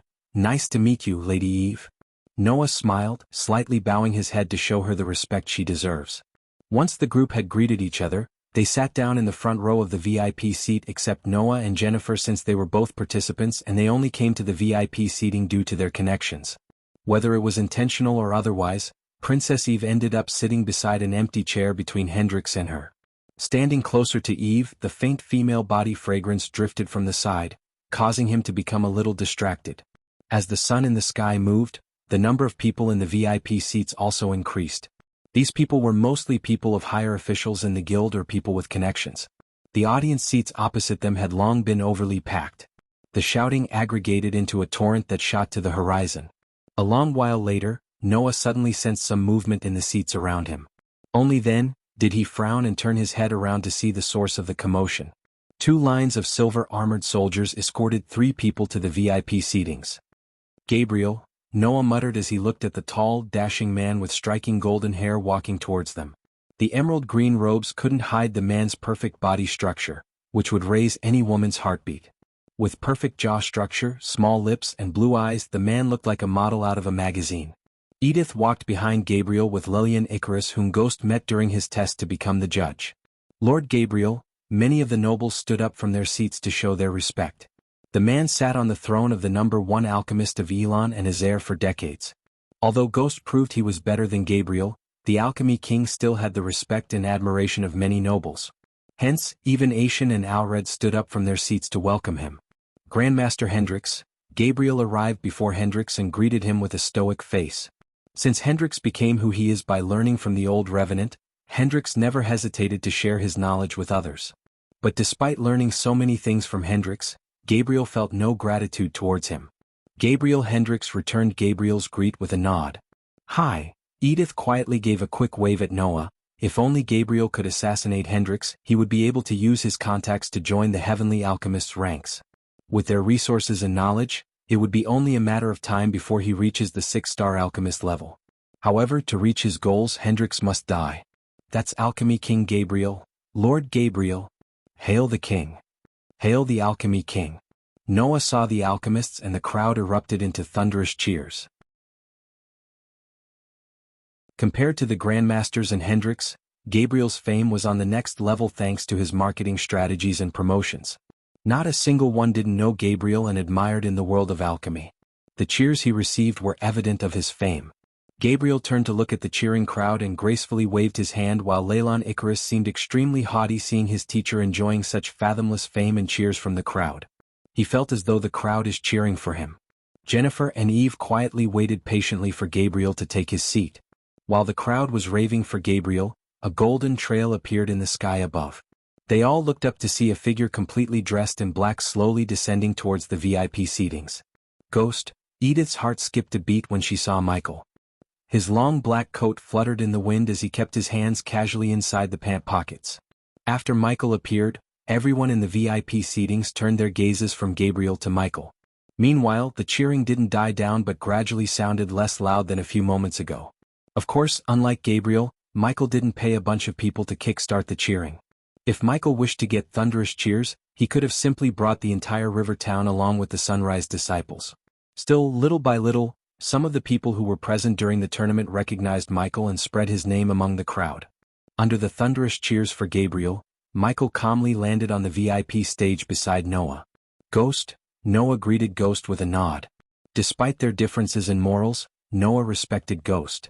As an alchemist training under Andreas, Noah knew how difficult it is to become a higher star alchemist. Moreover, Ghost was an orphan. So unlike him, he didn't have the resources Noah had. Still, Ghost managed to become a 5-star alchemist, and not only that, he even managed to surpass him in cultivation. However, if Noah wanted to earn money and focused on solely getting stronger, he would have equalized Ghost. Noah had responsibilities to bring balance to the world as well as prepare for the greater war with the Dark Lord. Michael also did the same and saw the familiar and unfamiliar faces staring at him. Gabriel stopped waving as he turned his gaze to the young man who dethroned him. To be honest, Gabriel couldn't believe his eyes. How the hell did he reach the 5-star level at such a young age? That was the question that immediately emerged in his mind. You're Ghost. Hendrix's tired eye became lively as he stood up from his seat, which surprised everyone on the stage. Before Ghost could greet anyone on the stage, Hendrix himself extended his hand. Lord Hendrix. It's a pleasure to meet you. Michael firmly shook his hand. The pleasure is all mine to see such a talented young man. Hendrix squeezed his arm before letting it go. Grandmaster Asian, Grandmaster Alred. After greeting Hendrix, Michael greeted Alred and Asian with a smile, completely ignoring the crowd cheering for Gabriel. Lord Gabriel, I'm honored to meet you. You're an inspiration. For a moment, Gabriel was stunned. He thought Ghost would act arrogant or haughty. But, on the contrary, Ghost greeted him with full of respect and admiration. One couldn't blame Gabriel for thinking like that. He didn't surpass Hendrix, yet when he achieved fame and stardom, he never respected Hendrix. The longest conversation Gabriel had with Hendrix after Hendrix left Elon was how is everything in R? So Gabriel naturally thought Ghost would be arrogant. He even formed a few quotes to mock Ghost in case he acted arrogantly. Yet Ghost completely surprised him by greeting him with respect. His gesture not only surprised Gabriel but everyone on the stage except Edith. To her, it looked like the wolf greeting a sheep. I am to many, Gabriel said proudly, revealing a slight grin that oozed arrogance. Since everyone arrived at the stage, the judges and Eve took the front row while the nobles and the elders took the seats in the back. On the front row, Grandmaster Asian, Grandmaster Alred, Gabriel, Hendrix, Ghost, and Eve sat respectively from left to right. As time gradually flowed, the time for the start of the alchemy competition slowly arrived under tens of thousands of gazes. Ding! When a clear bell rang out on the plaza, the buzzing sound of the crowd murmuring and cheering that had shot to the sky suddenly became quiet. Sponsored content. Visit Readle. Me for extra chapters. Hearing the bell ringing in his ears, Hendrix Gardner quivered slightly and stood up. Then he slowly walked to the very front of the VIP stage. His gaze watched the thousands of alchemists seated behind the jade tables below. At this moment, over 2,000 alchemists lifted their heads and threw respectful gazes toward Hendrix, who stood atop the world of alchemy with his talents. As the leader of the Alchemist Guild, I pronounce that the 16th alchemy competition has begun. Yai! The entire ground boiled as the crowd let out a thunderous roar in excitement. Hendrix waited until the crowd became silent again. Only then did he softly say, Now, I would like competitors to settle before a jade table. Although the arena was currently bustling about to the point that the ring of the bell could hardly be heard, Hendrix's voice managed to still sound in everyone's ears, thanks to Hendrix's fusion stage cultivation level. Hearing Hendrix's words, those alchemists who haven't settled before a table quickly found one. Some alchemists in the VIP seats immediately stood up. The alchemists mainly were groomed by or roped into some of the more powerful groups. Due to having a powerhouse to support them, the tier of these alchemists was slightly higher as a whole compared to those free alchemists. Leylon, Jennifer, Noah, you three should also get down and join them. Since we're very much excited to see you three compete against each other, the tables over there belong to the three of you. Asian pointed at the three jade tables in the very center of the arena. Those 3 seats will make you the focus of the crowd's attention. Following Asian, Alred spoke, snapping his fingers. As soon as he snapped, the 3 tables assigned to Noah, Jennifer, and Leylon got elevated a foot higher from the ground, making the 3 tables the focus of everyone. Good luck. Edith gave a thumbs up before Noah followed behind Leylon and Jennifer. While the 3 were preparing to leave the VIP stage, Michael leaned back on his chair, focusing on Arya, who was on her way to post a quest on the Adventure Guild. Among the 3, Leylon looked a little excited on top of being proud. Jennifer was curious and eager, while Noah had a calm look on his face as usual. You youngsters won't have any fun memories to recall in the future unless you do some rash and arrogant things, Hendrix said with a smile to the youngsters on the stage. That's one of the worst pieces of advice I've heard. Michael laughed inside but put on a calm face showing no emotions. Guild leader is right. Ah, Leylon laughed as he had heard something so funny. He laughed proudly for no reason. The few of you, please proceed down. Alred gestured at them to get down. The 2 of you, I will go first. Leylon, who was laughing like a maniac, pressed the ground lightly, and his body charged to the edge of the high platform. He glanced at the huge open ground below. Then he leaped, diving forward and creating countless gasps among the spectators as well as the alchemists down. Arch steps. His body swiftly descended, and just as he was about to reach the ground, he cast a spell. As soon as he cast the spell, giant purplish steps made of sparkling arch energy materialized in midair, connecting the ground. Using the steps, he landed on the ground without any injury. After which, he swiftly walked up to the arena's middle spot under the spectators' stunned gazes with a smug smile. He really likes to show off, huh? But does he think only he knows how to jump? Eyeing Leylon, who had received attention from everyone by directly leaping down, Jennifer rolled her eyes, smacking her lips together. Her lovely body leaped forward and also shot off of the high platform. Like a falling leaf, her body gently and elegantly descended. Her beautiful posture was like that of a goddess. Whoa! This beautiful action of Jennifer had undoubtedly stirred more hearts than Leylon's earlier performance. But her beauty and grace caused shocking gasps from the VIP seats and loud roars from the audience seats. Look at that. You taught her something other than alchemy. Good for you, Grandmaster Alred. Asian playfully punched Alred on the shoulder and joked, beauty comes with great opportunities and dangers. Therefore, one should always be prepared to fend off the predators, Hendrix calmly spoke. His words contained wisdom which Michael agreed with completely. Youngman, why don't you leap down as well? After seeing Jennifer and Leylon making such a grand entrance, Asian probed Noah to do the same as the previous 2. I think I will walk down, Noah smiled, shaking his head. But, instead of jumping down, Noah chose to walk down the stairs.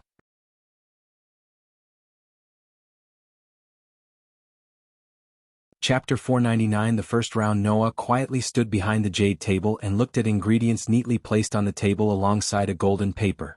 A square glass of emerald stone was also embedded at the front of the table with a weak green-red light flickering. As Noah picked up the thin paper and looked at it, he realized it was actually a formula for a pill. However, the formula was written with so many complex, unnecessary steps. It would be near impossible to concoct the pill following the formula within the given time.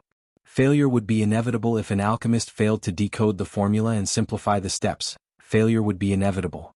Another hurdle for the participants was the number of ingredients on the table. Just like Olivia informed Michael, the guild gave the participants 2 batches of ingredients, which meant each participant only had 2 chances.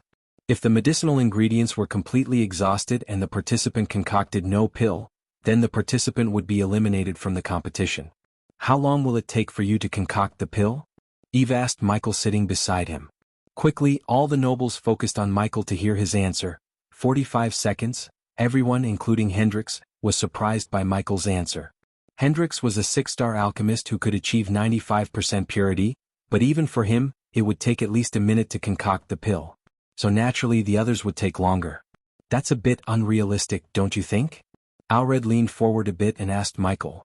It's not actually Grandmaster Alred. The reason why I can concoct the pill quicker is my method of directly refining ingredients in the fire instead of using the cauldron. It cuts the time approximately by half, so it's dangerous and one should not use that method. There is a reason that method went extinct. Gabriel expressed his discontent, but Michael responded with a smile. Of course I wouldn't teach this method to someone else. It's dangerous. Then why do you do it? Eve curiously asked Michael as he turned to look at her stoic angelic face. What can I say? I like thrills. His answer surprisingly made Eve gently smile. The nobles who saw her smile were stunned beyond words. The reason, however, is that Eve felt no creepy vibes from Michael and Noah as she felt from the others. They were sitting side by side, but he never even touched her finger. Michael always maintained eye contact while talking to her and kept his distance as a gentleman should. Moreover, he didn't even try to make conversation with her. Everything made Eve see him in a slightly good light. No wonder teacher said the competition won't be easy. Noah held the thin piece of paper and smiled bitterly, shaking his head. He then lifted his head and glanced in all directions, only to realize confusion on many of the alchemists' faces. Turning his head to the side, he eyed Jennifer and Leylon on his left and right. Unlike the rest, both of them appeared much calmer. However, they were still both frowning slightly as they found some errors with the formula recorded on the thin paper. Noah took a deep breath and focused on the thin piece of paper in his hand. Since Noah had neither competed in an alchemy competition nor concocted a pill in front of thousands of people, Noah's heart and mind felt a bit uneasy. While Noah was focused on the formula, Leylon turned over to Noah. He saw the bitter smile on the former's face that had yet to disappear and could not help but softly give a cold laugh. You should have stayed in your guild. Since you didn't, you're gonna embarrass yourself in front of Eve. Fool. Having studied under Gabriel since he was little, Leylon had great confidence in himself. So, naturally, he thought he would triumph over the rest and have the qualification to marry either one of the Valdegard daughters. On the enormous open ground, all the competitors held the thin paper. Each displayed a different expression as they gazed at the paper. The entire plaza was totally silent. The silence haunted the arena for 5 minutes until a clear bell sounded suddenly out of nowhere. Hearing the bell ring, all the participants immediately halted what they were doing. Then, following the bell ringing, Hendrix, whose eyes were closed, finally opened them. I hope you've studied the formula and found the errors if there are any. Let there be an hourglass. As Hendrix's voice swept across the arena, an ethereal hourglass materialized in the sky above the alchemists. You have 30 minutes to concoct the pill with at least 20% purity. After that, you shall place the pill you concocted on the mirror on your table. The mirror will let out a green light if your pill has met the requirements. Otherwise red, which will indicate that you've been eliminated. Hendrix paused for a moment, letting the alchemists digest everything he had just told them. Do you all understand? Hendrix asked with a smile. Yes. The alchemists roared, shaking the arena. Hendrix slowly lifted his palm as he smiled. The first round of the examination shall now begin. His voice echoed through the arena, and the moment he waved his palm, the ethereal hourglass turned upside down as the golden sands slowly rained from one end to another. As soon as the timing began, the alchemists flicked their wrists, taking out their cauldron from their space ring. Shouldn't we have given them all the same cauldron? Michael asked the other judges. Sponsored content. Visit Rietal. Me for extra chapters. I think so too, Eve nodded. Luck is a part of alchemy, young man. One has to be lucky to achieve great success in alchemy. For a moment, Michael was confused about the connection between the question he asked and the answer he received from Hendrix. In simple words, if you aren't lucky to get a great cauldron or born into a wealthy family, you won't get too far, Alred chuckled. Not everyone has a death wish to refine pills directly in potions like you, Ghost. Once again, Michael received a scornful response from Gabriel. However, if Michael wished, he could kill Gabriel in a flash since Gabriel was at the core strengthening stage. At the same time, he reached soul refining stage level 3 after killing King Bredia's men. Luckily for Gabriel, Michael wasn't here to kill him, at least not yet. Meanwhile, Noah quietly stood behind the jade table. With a flick of his wrist, Noah summoned his cauldron from the space ring. It was a pearl-white cauldron with 3 handles resembling dragons. There were numerous undisguisable writings engraved on the outside as well as inside. Unlike the rest, Noah did not immediately summon his flame and start the refinement. Instead, he quietly held the paper and studied the formula once again. As Andreas taught him, preparation was crucial for success. Considering he only had 2 chances, negligence wasn't an option. The guild required one to refine a pill called Burn Healer. As the name suggests, it was a kind of medicinal pill used to treat wounds caused by fire and acid. Usually, these pills were used by those who couldn't afford a healing potion and were fairly cheap. In an alchemy store, they wouldn't sell the pill for more than 50 to 100 gold coins depending on its purity. Refining the pill required a total of 5 ingredients. Although the pill was cheap, the refining process was complex and needed an alchemist to possess good control over their alchemy fire and knowledge of each ingredient. Since Noah brewed his own healing potion, he was unfamiliar with the process of making a burn healer. Michael silently watched Noah studying the parchment without starting to refine the ingredients. On the other hand, Jennifer and Leylon had already conjured the flames and let the fire surround the cauldron. Michael failed to see a different color flame other than emerald green. Why did everyone have green flames by default? It's because fire created by pure arch energy burns green. Only by absorbing a primordial flame could one change the flame color produced by the arch energy. Hence, Michael had black flames, Rowena had icy blue flames, and Noah possessed bright blue fire. Regardless of their character, these two are really talented, Noah said to himself. However, no matter how he counted, Noah had only studied alchemy for 4 years give or take. Therefore, on certain aspects, Noah could not catch up with Jennifer and Leylon, who their teachers groomed for decades.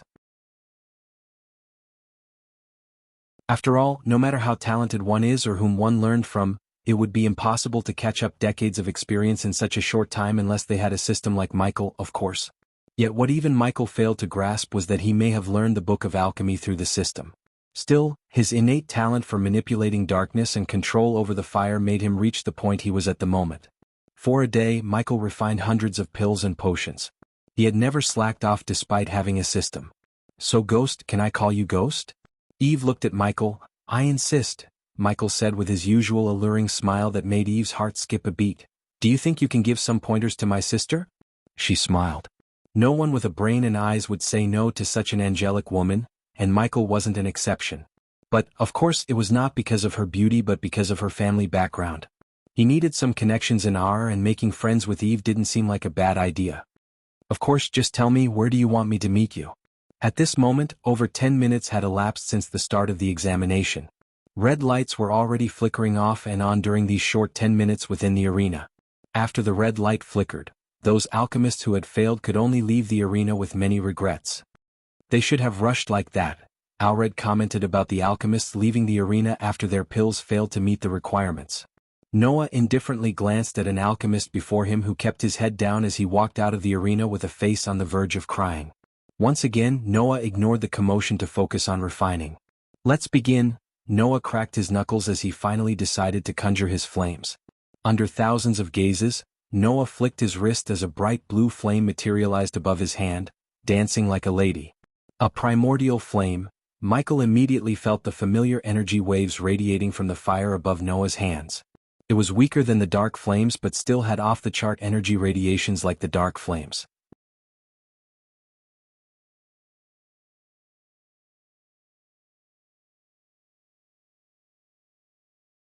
So he's training him to fight me more than alchemy, Michael thought when he noticed Noah's slow refining skills.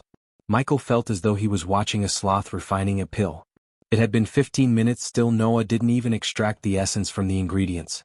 While extracting the essence, Noah glanced at his two sides to notice Jennifer and Leylon had similar serious faces as him. However, their movements did not show any signs of being flustered. They may look serious but did not sweat like most alchemists in the arena.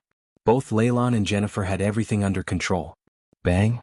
Just as Noah withdrew his gaze, a cauldron on a jade not far away exploded into pieces. However, a golden light appeared around the table, sucking the fire before it could harm the alchemist. Following the cauldron explosion, the jade mirror placed within the table let out bright red light, signifying the elimination. Although the golden light saved the alchemist, unfortunately, it didn't save his hair. The man's face had streaks of ash as he stood there foolishly watching the flickering red light with a stunned look on his face. A long while later he finally cursed out loud before leaving the platform.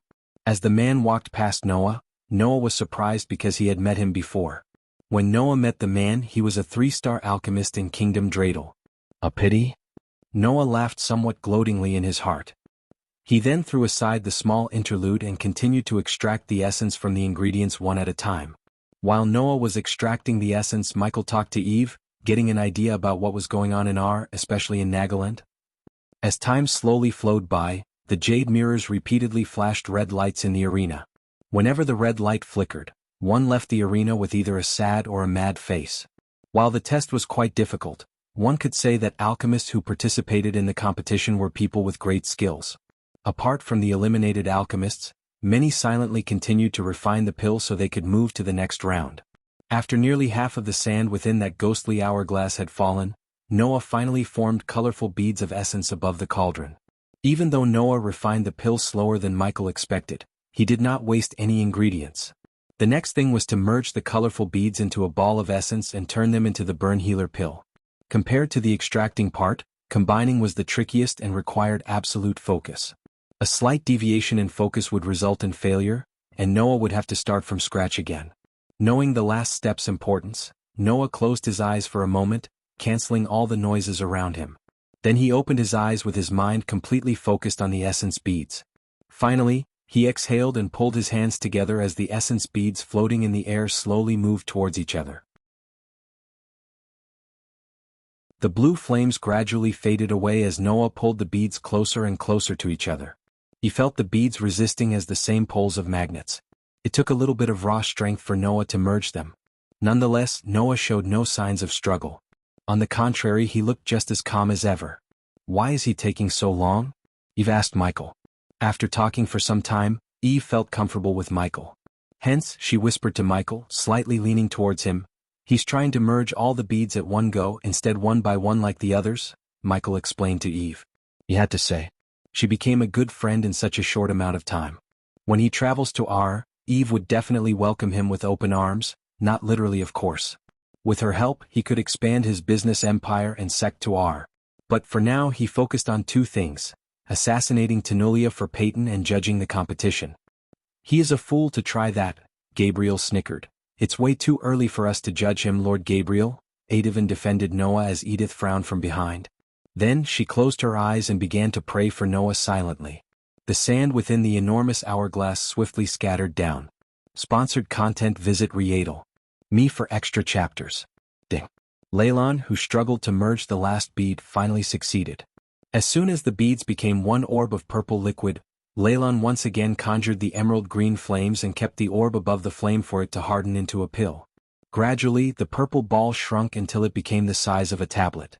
Additionally, the pill radiated a bright glow, unlike the pills concocted by the other alchemists. "That's how you do it." The pride on his face was difficult to hide as he banged the table loud enough for everyone to lose their focus for a moment. Michael frowned, looking at his actions. But since the other judges remained silent, he didn't raise any concern. "Done." Jennifer raised her voice and revealed the purple people looking the same as Leylon's pill to the spectators. "Good," Eve murmured. In her voice, Michael could sense the joy and pride. "Time is almost up." Alred stared at Noah in the center spot, who was still yet to merge the beads. On the other hand, Aishan looked at the ghostly sand in the hourglass that had almost completely fallen. His hand abruptly tightened. Within the large arena, countless gazes landed in the middle where Noah was. They then eyed the sand in the hourglass that was splashing down. All of the spectators wanted to know if Noah, who stood in the center, attracting the most attention, would be able to complete the test. "What do you think, Ghost?" Eve asked curiously Michael, who was still looking at Noah with a calm face. Unlike the rest, Michael was sure Noah would finish the pill and surprise everyone with his purity level. "He will surprise everyone," Michael said, calming Edith's nerves. The very little sand within the hourglass quietly descended. Then, at the very last moment, the last piece of sand rolled down. A pitiful sound came from the audience in the VIP seats. The blue flames suddenly shot out of Noah's hand and enveloped the beads. As soon as the blue flames disappeared, a round pill flew out at the very last moment, radiating dazzling bright light. Noah's pill glowed brighter compared to Leylon's and Jennifer's. The instant the pill landed on his palm, the little remaining sand finally fell. Hundreds of red lights in the arena, behind those alchemists who had still not finished refining the pill, lit up. Disappointedly looking at the flashing red light, those alchemists smiled bitterly and took back their respective cauldrons. Then, with disappointed looks, they exited the square. Standing behind the jade table, Noah looked at the contestants leaving the arena one after another. This was just the first round of the competition, yet 1/3 of the participants had been eliminated unexpectedly. He let out a sigh as he thought about the difficulty of the competition. Playing with the pill in his hand, Noah turned his head to the nearby Leylon, whose face was full of bright smiles. Despite having less brighter pill than Noah, Leylon seemed arrogant and proud because he finished first. He looked at Noah with his pill steadily grasped in his hand and said a smile, "You truly have good luck. Even with the primordial flame, you only managed to refine the pill at the last moment." However, Noah just responded to Leylon with a calm smile, "It's not so important who starts the game but who finishes it. In this grand competition, attended by countless outstanding alchemists, refining with the fastest speed and an undeniable skill," Leylon laughed. He was unwilling to let Noah's higher purity pill outshine his achievements. "If you say so," Noah shrugged as he no longer wished to quarrel with Leylon. Instead, he turned his head toward Jennifer and smiled. Then, looking up at the VIP seats, he saw Hendrix waiting for his turn to speak. Sigh, in the VIP seats, Asian heavily exhaled. He used his sleeves to wipe off the cold sweat on his forehead. Why does this brat have to be so dramatic every time?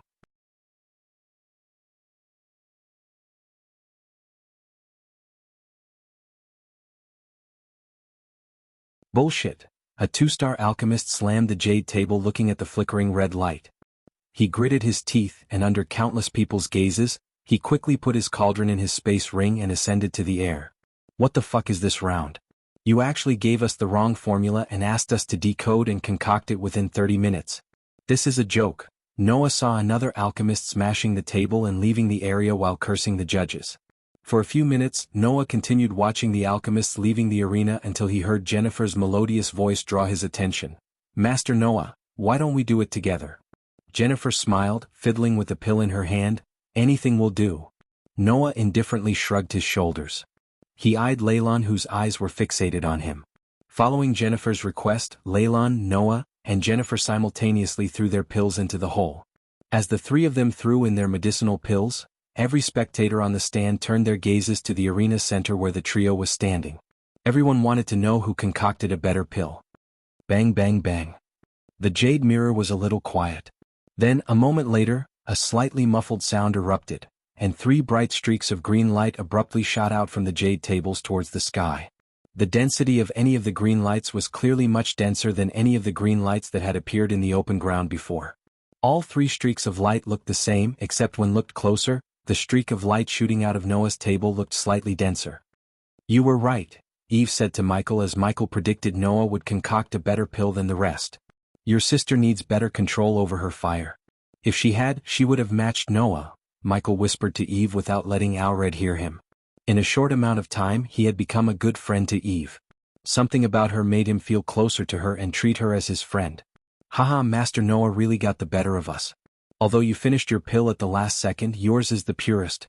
I admit you won this round." Jennifer watched the light streak coming from Noah's table with sparkling eyes. She then shook her head and sighed. "I am pretty sure mine is only 1 or 2% purer than yours," Noah smiled. Then, turning to the other side, he saw Leyland's dark face. Instead of uttering any words, the corner of Leyland's mouth twitched. He inhaled deeply and turned his head over, staring viciously at the jade mirror which was flashing green light. His heart suddenly had an impulse to smash it to pieces. "That young man has a bright future," Hendrix said with a smile as he observed the 3 streaks of light. "Ghost, why don't you demonstrate to them how you would concoct the pill?" Eve asked loud enough for all the judges to hear her. For a moment, Michael had the urge to hug Eve and give her kisses on the cheek. "If anyone should, it's Lord Hendrix. Since he's the best among us," Gabriel calmly said without showing his hatred for Ghost. Everyone who knew Gabriel knew he would hate anyone who stole his spotlight. Considering Ghost dethroned him as the #1 alchemist in Elon and Azair, naturally, Gabriel loathed Michael to the core. They knew how Gabriel would think even if Gabriel didn't show it openly. "I have to disagree with you, Lord Gabriel. He has reached a height I never could at his age. It's only a matter of time before he surpasses all of us and becomes the #1 alchemist in the world." Hendrix turned his gaze from the participants to Gabriel. "It's settled then. Ghost, please give them a demonstration." Alred gestured at Michael to go to the ground level so the participants could see Michael in action. "Everyone," Hendrix clapped as the entire arena became silent once again. "Before we move on to the second round, let one of the judges demonstrate how to concoct the blood healer pill using the same ingredients as you." Michael slowly stood up from his seat as the crowd immediately became excited. "This is so exciting. Yee. Sponsored content. Visit Readle. Me for extra chapters. I can't wait. How long will it take him to make the pill?" The crowd began to chitter-chatter while the participants looked up to see Michael descending from the VIP seats to the ground. "Please use my table," Jennifer quickly said before even Michael's feet could touch the ground.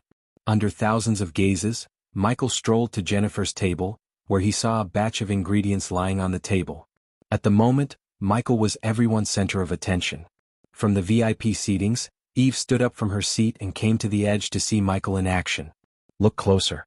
I will try to concoct the pill slowly." Michael enhanced his voice through arch energy. Thus, his voice sounded loud and clear throughout the arena. "Miss Jennifer, may I?" Instead of conjuring his alchemy flames and directly extracting the essence from the ingredients, as usual, Michael asked for Jennifer's cauldron. "Lord Hendrix." Michael looked up at Hendrix as he clapped his hands to turn the ghostly hourglass upside down. Ding. The hourglass began to rain sand down with a loud band. With a calm face, Michael conjured his alchemy flames. The emerald green flames disappointed many as they expected Ghost to possess a different color flame. However, Hendrix's calm eyes perplexed, sensing weird energy from the flames surrounding Jennifer's crimson-red cauldron. Other than Hendrix, none sensed anything different about Michael's flames. Under their gazes, Michael controlled the fire in one hand while picking up the first ingredient in the other. However, before any green mist could appear from the cauldron like when the others refined the ingredient, Michael put another ingredient into the cauldron. "Whoa, he's extracting the essence from the ingredients at the same time," Adavan gasped as Michael put all the ingredients into the cauldron instead of one by one. In a few blinks of an eye, colorful beads emerged from the cauldron and hovered above the cauldron. Many gasped in shock, and even Leylon and Noah couldn't help being stunned by his skills. Michael made it look simple, but as an alchemist, they both knew how hard it is to extract essence from all the ingredients at the same time. "Wow!" Jennifer stared at his every single move without blinking an eye. Her jaw dropped a couple of inches just like the rest. "Ding. Congratulations to the host for successfully being a badass. The reward is 2,000 badass points." "Ding. Congratulations to the host for successfully being a badass. The reward is 1,000 badass points." "Ding. Congratulations to the host for successfully being a badass. The reward is 1,200 badass points." The badass points rapidly increased as the notification sound continued to ring in his head. At the moment, they looked closer at the beads, wondering whether he would merge them one by one or merge them all like Noah. To everyone's surprise, Michael moved his palms closer and closer as the beads began to merge with each other. Noah's method was difficult, but not for Michael. It only took him less than a minute to merge all the beads into an orb of essence. Noah saw no signs of struggle on Ghost's face. The next moment, the emerald green flames appeared once again, surrounding the orb of essence. The flames swirled around the orb for a few seconds before disappearing out of existence. When the fire disappeared, a glowing purple pill hovered in the air, radiating a sweet fragrance. Since Leylon, Noah, and Jennifer stood closer to Ghost, they could smell the fragrance coming from the pill. Under 2 minutes, Aishan gasped after he saw the hourglass. Then, just like him, countless sounds of people gasping reverberated in the arena. They were all stunned beyond words. While his speed stupefied them, Michael flicked his wrist as the pill went straight into the hole in Jennifer's table. Then, unlike never before, the table began to tremble, producing a whistling sound. Boom. Then, a muffled burst sounded from the table as a bright streak of green light shot towards the sky. The streak of light turned everyone and everything green with its brightness. It was several times brighter and denser than Noah's streak of light. "That's how you make a burn healer in 70 seconds, Michael calmly said, shocking everyone in the arena.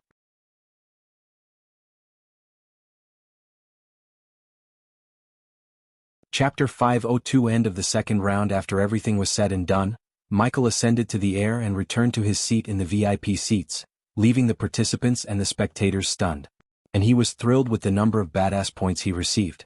Olivia was clapping and bouncing up and down in joy from the spectators. Unlike the battle tournaments, the judges gave no break to the alchemists. Clapping his hands again, Hendrix drew everyone's attention to him. "Alright, since everyone has completed the test and witnessed what you can do when you increase your skills, let us start the second round. Please press the red button on the bottom right of the table." Hearing Hendrix, Noah moved his finger to the small round red button on the bottom right. As he pressed the button, the jade table suddenly trembled slightly. Then, the hole in the center disappeared as a pile of neatly stacked ingredients and a golden parchment slowly appeared on the clear, sleek table.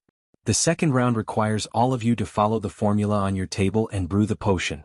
Just like the first round, you have 2 batches of ingredients, so you can only fail once. If you have finished your ingredients in the process of brewing the potion, you will be eliminated. Huh? Hearing this, Noah was at a loss. Creasing his brows, Noah picked up the scroll and slowly pulled it open to read the contents. Unlike the scroll he read in the first round, the scroll in his hand contained neither complex nor wrong steps. After memorizing the formula, Noah looked around to see everyone reading the scroll without batting an eye. Meanwhile, on the VIP seating, each judge received the same scroll as the participants. Revitalization Potion. Michael shared the scroll with Eve as she moved closer to him to see the contents written on the scroll. Throughout a cultivator's life, they would consume countless pills, potions, and foods on a daily basis. Little by little, they would create impurities to clog their body's energy vines, resulting in slower cultivation. There were many ways to unclog the energy vines and purify the body from within, and one of those ways was intaking a revitalization potion or pills. In the Majestic, revitalization pills were one of the fastest-selling products. Michael sold 1 pill for 9,000 gold coins. Currently, the guild has given the formula for free like candies.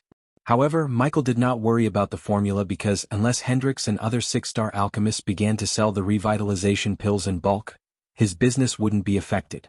12 ingredients? Seems a bit more, don't you think? Eve whispered to Michael. The number is not the only problem they have. They need absolute focus and delicate touch to extract the essence. It was challenging. Unless one has total control over their alchemy fire, the ingredient would be burnt to ashes before they could extract the essence, Michael explained to Eve. On the ground level, Noah raised his head, looking around him only to find that Jennifer, Leylon, and the others had their eyebrows slightly knit together. Clearly they were very inexperienced. Else they wouldn't be thinking it's simple to brew the revitalization potion. Good thing I have practiced controlling heaven's flame, Noah mumbled softly. We shall now begin the second round.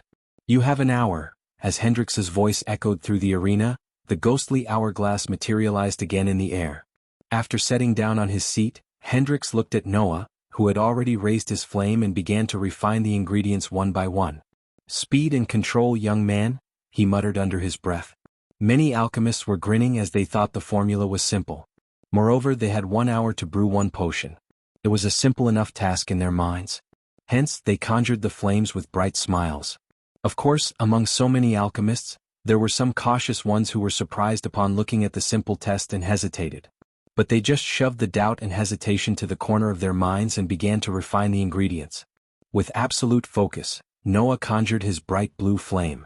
It took the cauldron a few more minutes to reach sufficient temperature. Afterward, Noah slowly began to throw in the medicinal ingredients one by one. His pupils constricted as he slowly began to refine. Are you participating in the aqua auction, Eve?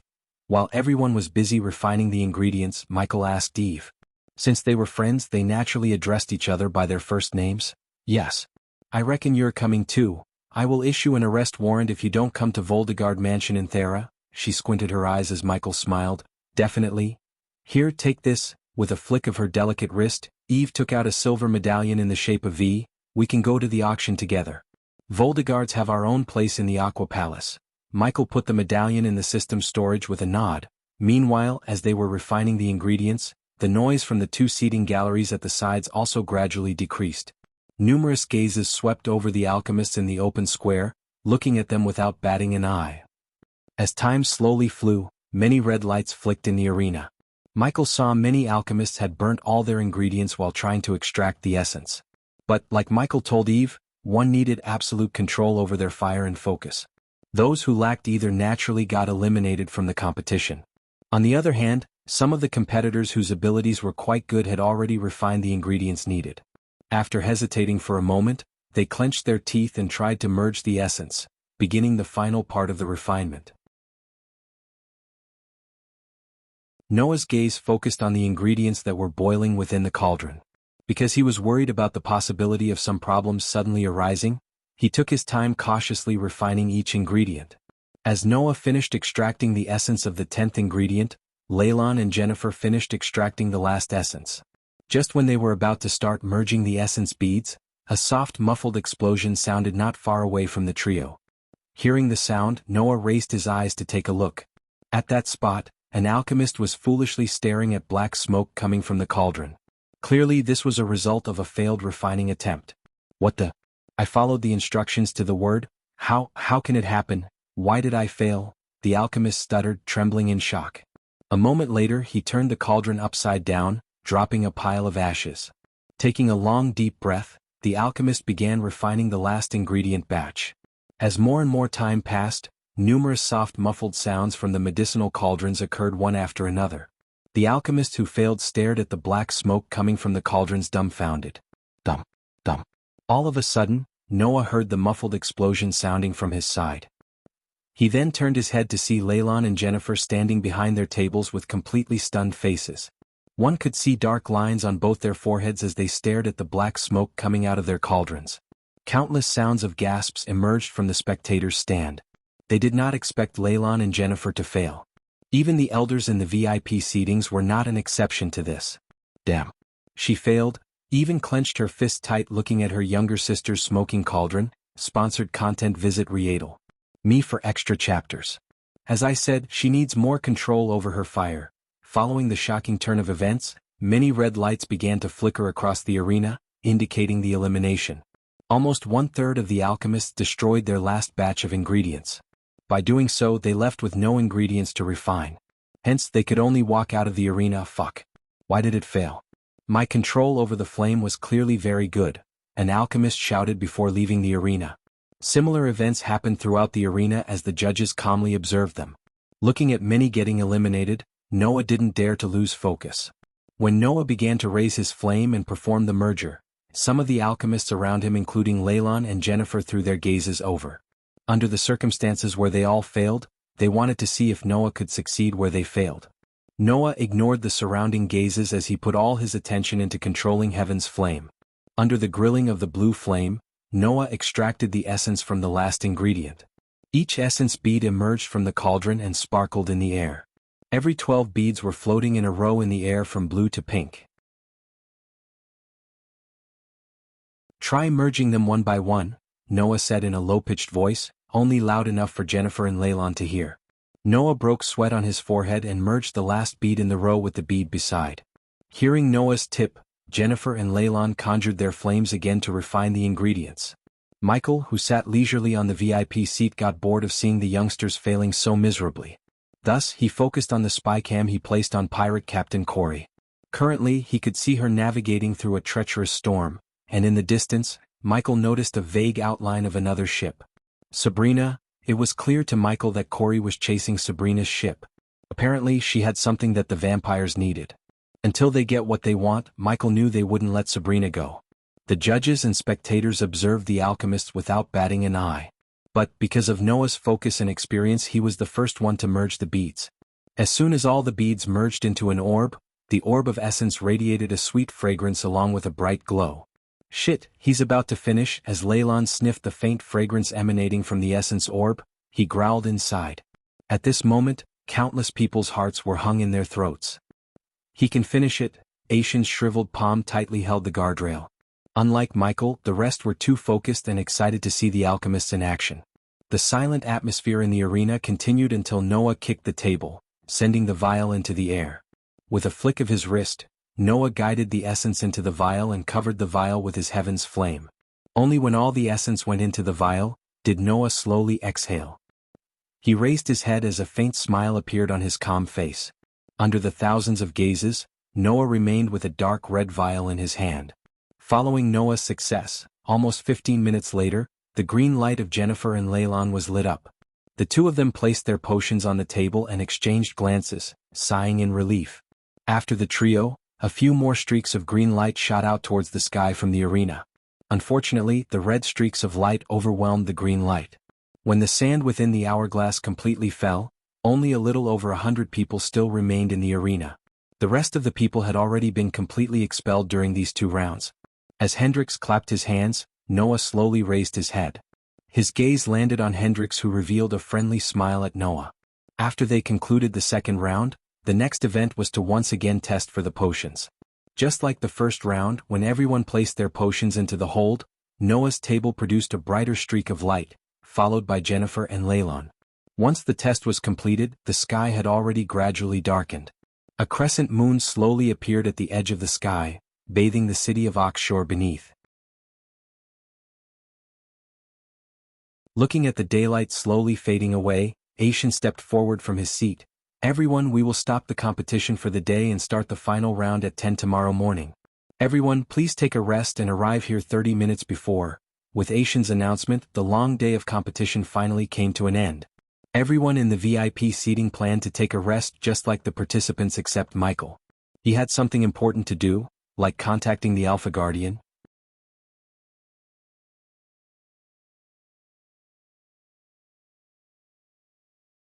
Chapter 503 The assassination plan is in motion. Don't forget to check out HSS.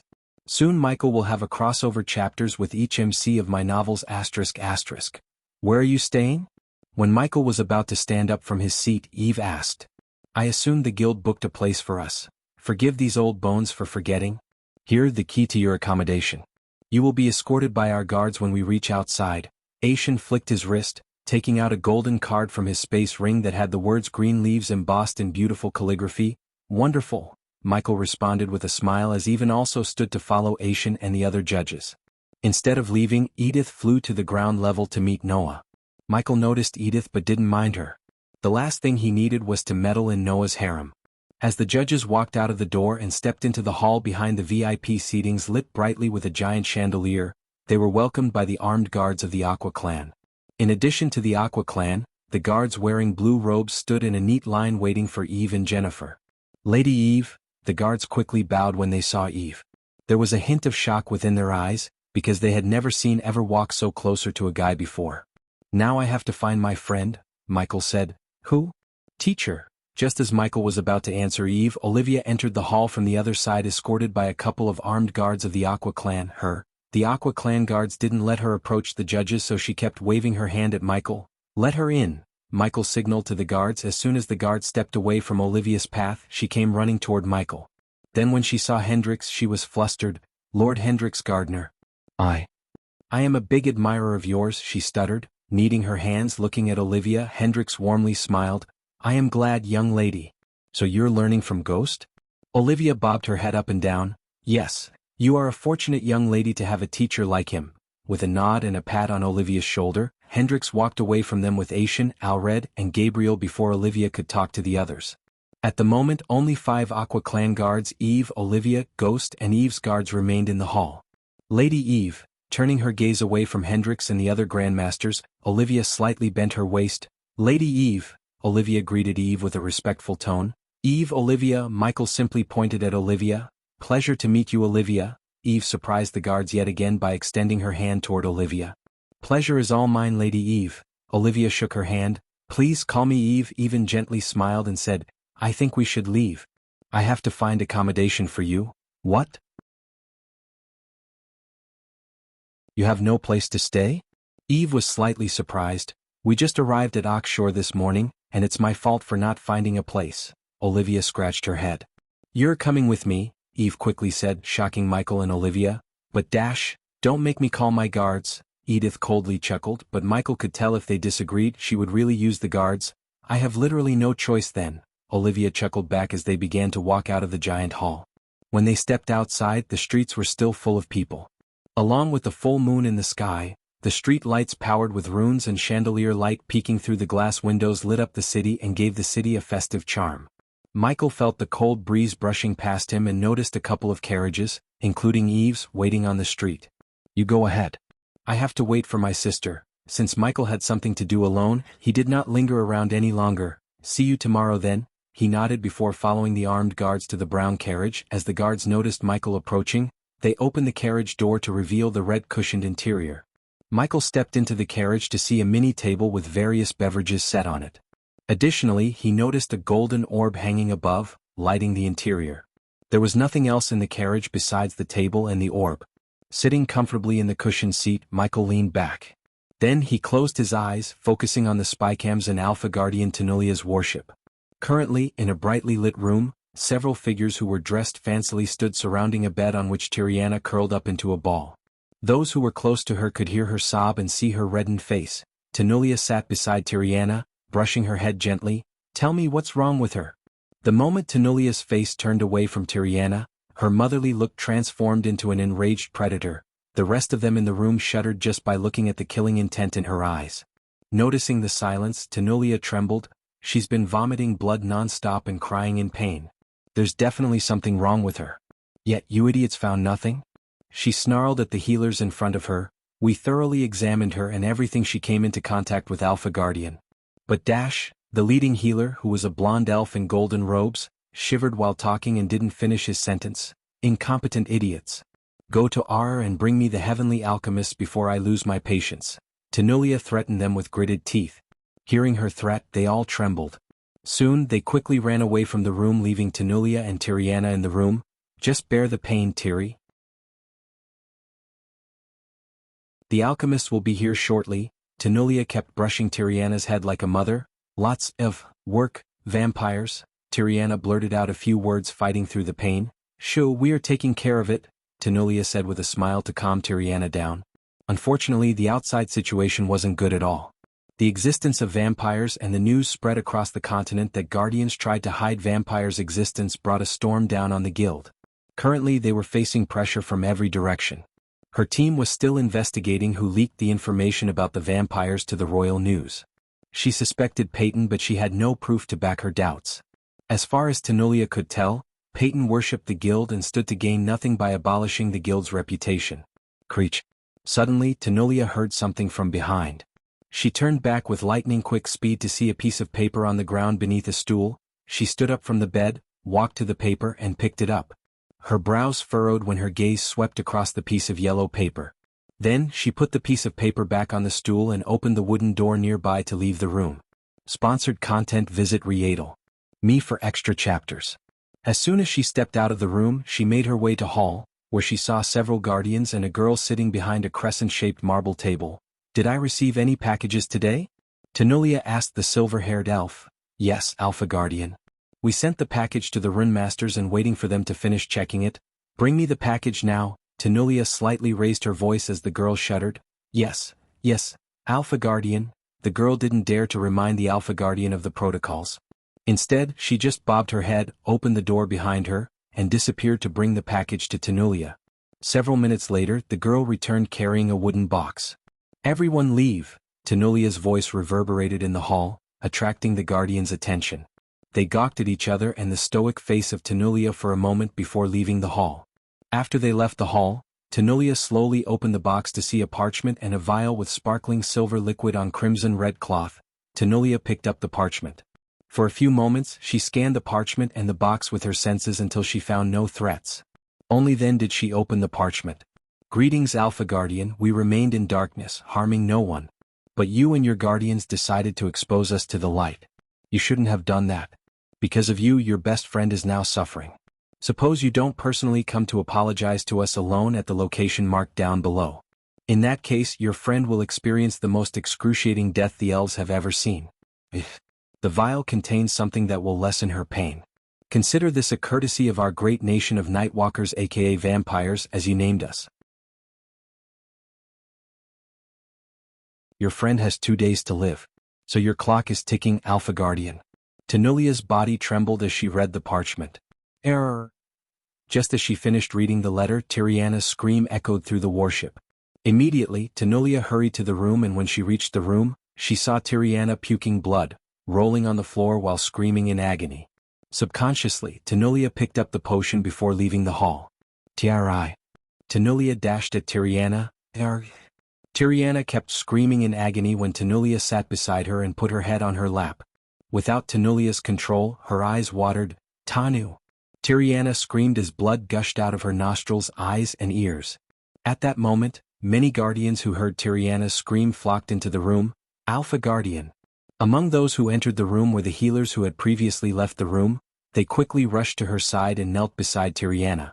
The blonde healer quickly retrieved a sparkling blue potion from his space ring and forced it down Tiriana's throat. Since it was the healing potion brewed by Ghost, Tenulia allowed the healer to give the potion. It was the only thing that lessened Tiriana's pain.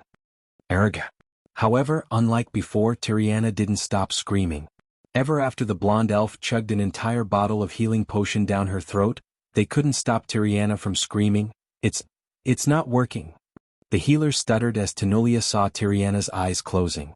The healer immediately placed his hand on Tiriana's throat only to sense her pulses slowing down. Alpha Guardian, her pulse. It's dropping. When Tanulia heard his words, her heart skipped a beat. She held Tiriana tightly. She is dying, Alpha Guardian, the healer gravely said. All the guardians broke into a sweat while Tanulia's muscles went rigid. She couldn't even move a muscle because of the overwhelming grief. Finally, tears broke out of her eyes and rolled out on her rosy cheeks. The potion, Tanulia remembered the potion in her hand. Alpha Guardian, if we don't find a cure to whatever is happening to her, she will die within a few minutes. We don't have enough time. The healer swallowed his fear and explained the situation to Tanulia. Tanulia's hand shivered, bringing the potion to Tiriana's mouth. As an Alpha Guardian, she was trained to make quick decisions because a second delay would cost lives in her position. Hence, she decided to give the potion she received rather than gambling with Tiriana's life. However, if she didn't give the potion, it was inevitable that Tiriana would die. Alpha Guardian, what is that? The healer asked Tanulia. Instead of answering him, she just opened the vial and gently poured the liquid into her mouth. Surprisingly, the moment the potion touched Tiria's tongue, the healer noticed her pulse speed up. Alpha Guardian, her pulse is improving. Tanulia heaved a sigh of relief as she emptied the potion into Tiriana's mouth.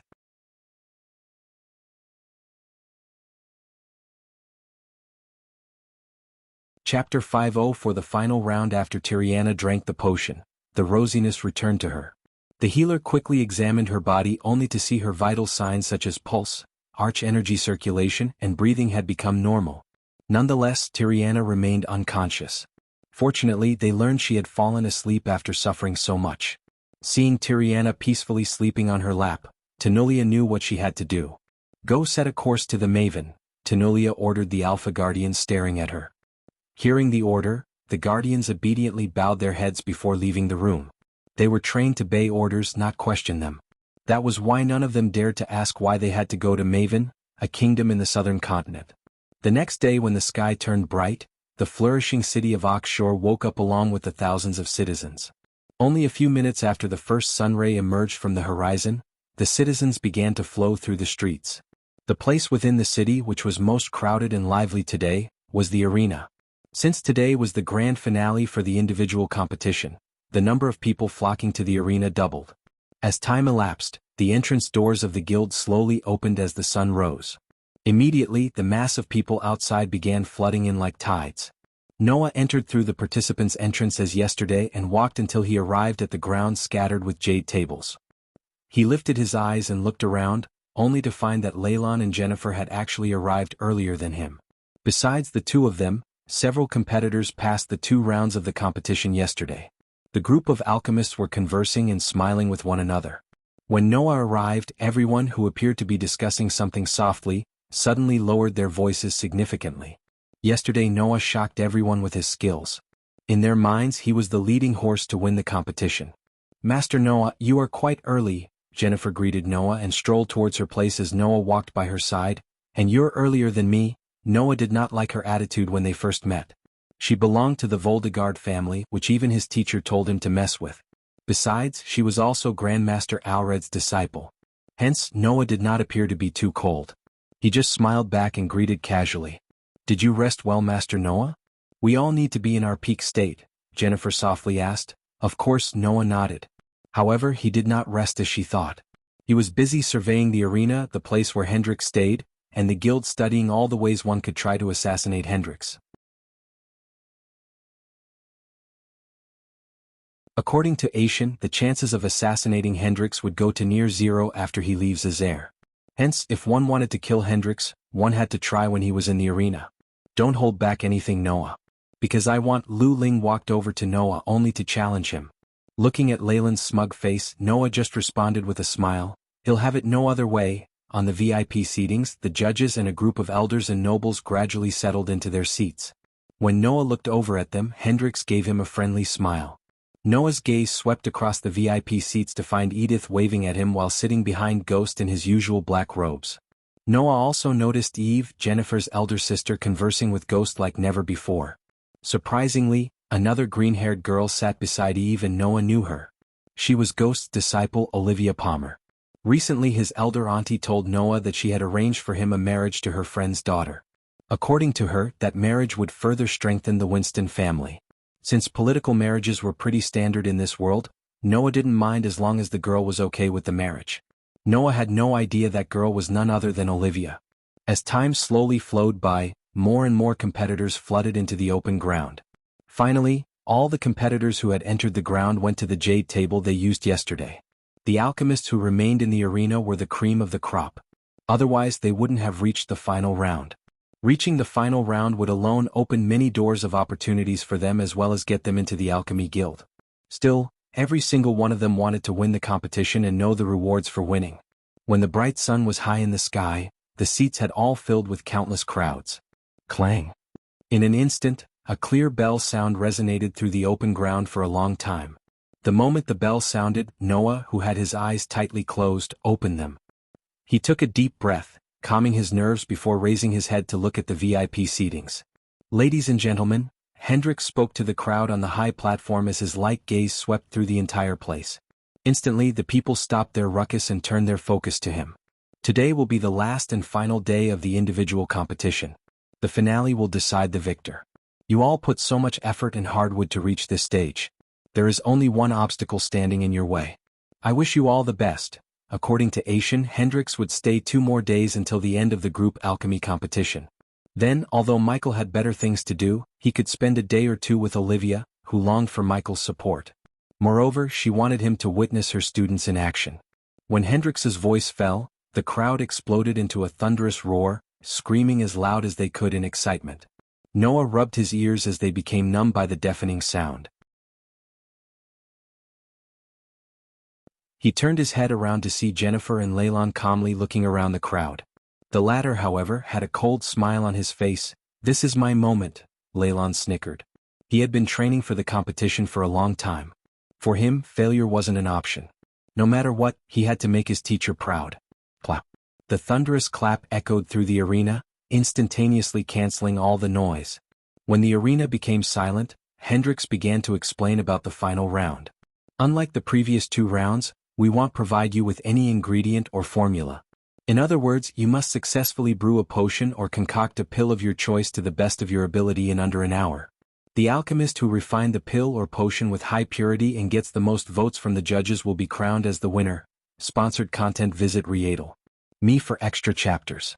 When the competitors in the arena heard Hendrix's clear voice, many felt excited, except for some who did not prepare any suitable formulas or had sufficient ingredients.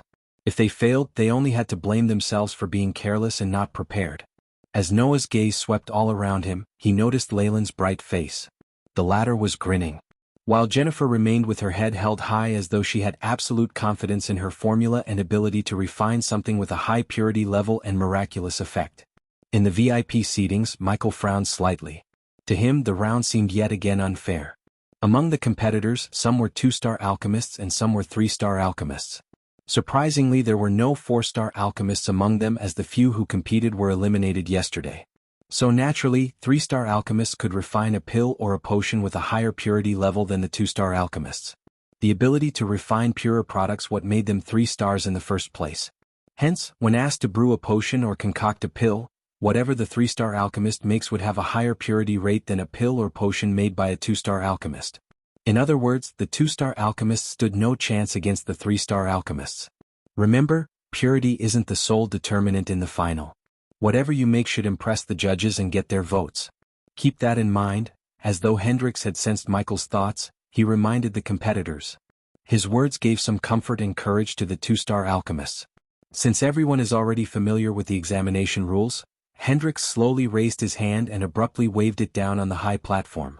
A faint sound reverberated throughout the entire place. The final round will now begin. Just like before, the ghostly giant hourglass materialized in the air as the competitors immediately took out everything they needed from their space ring.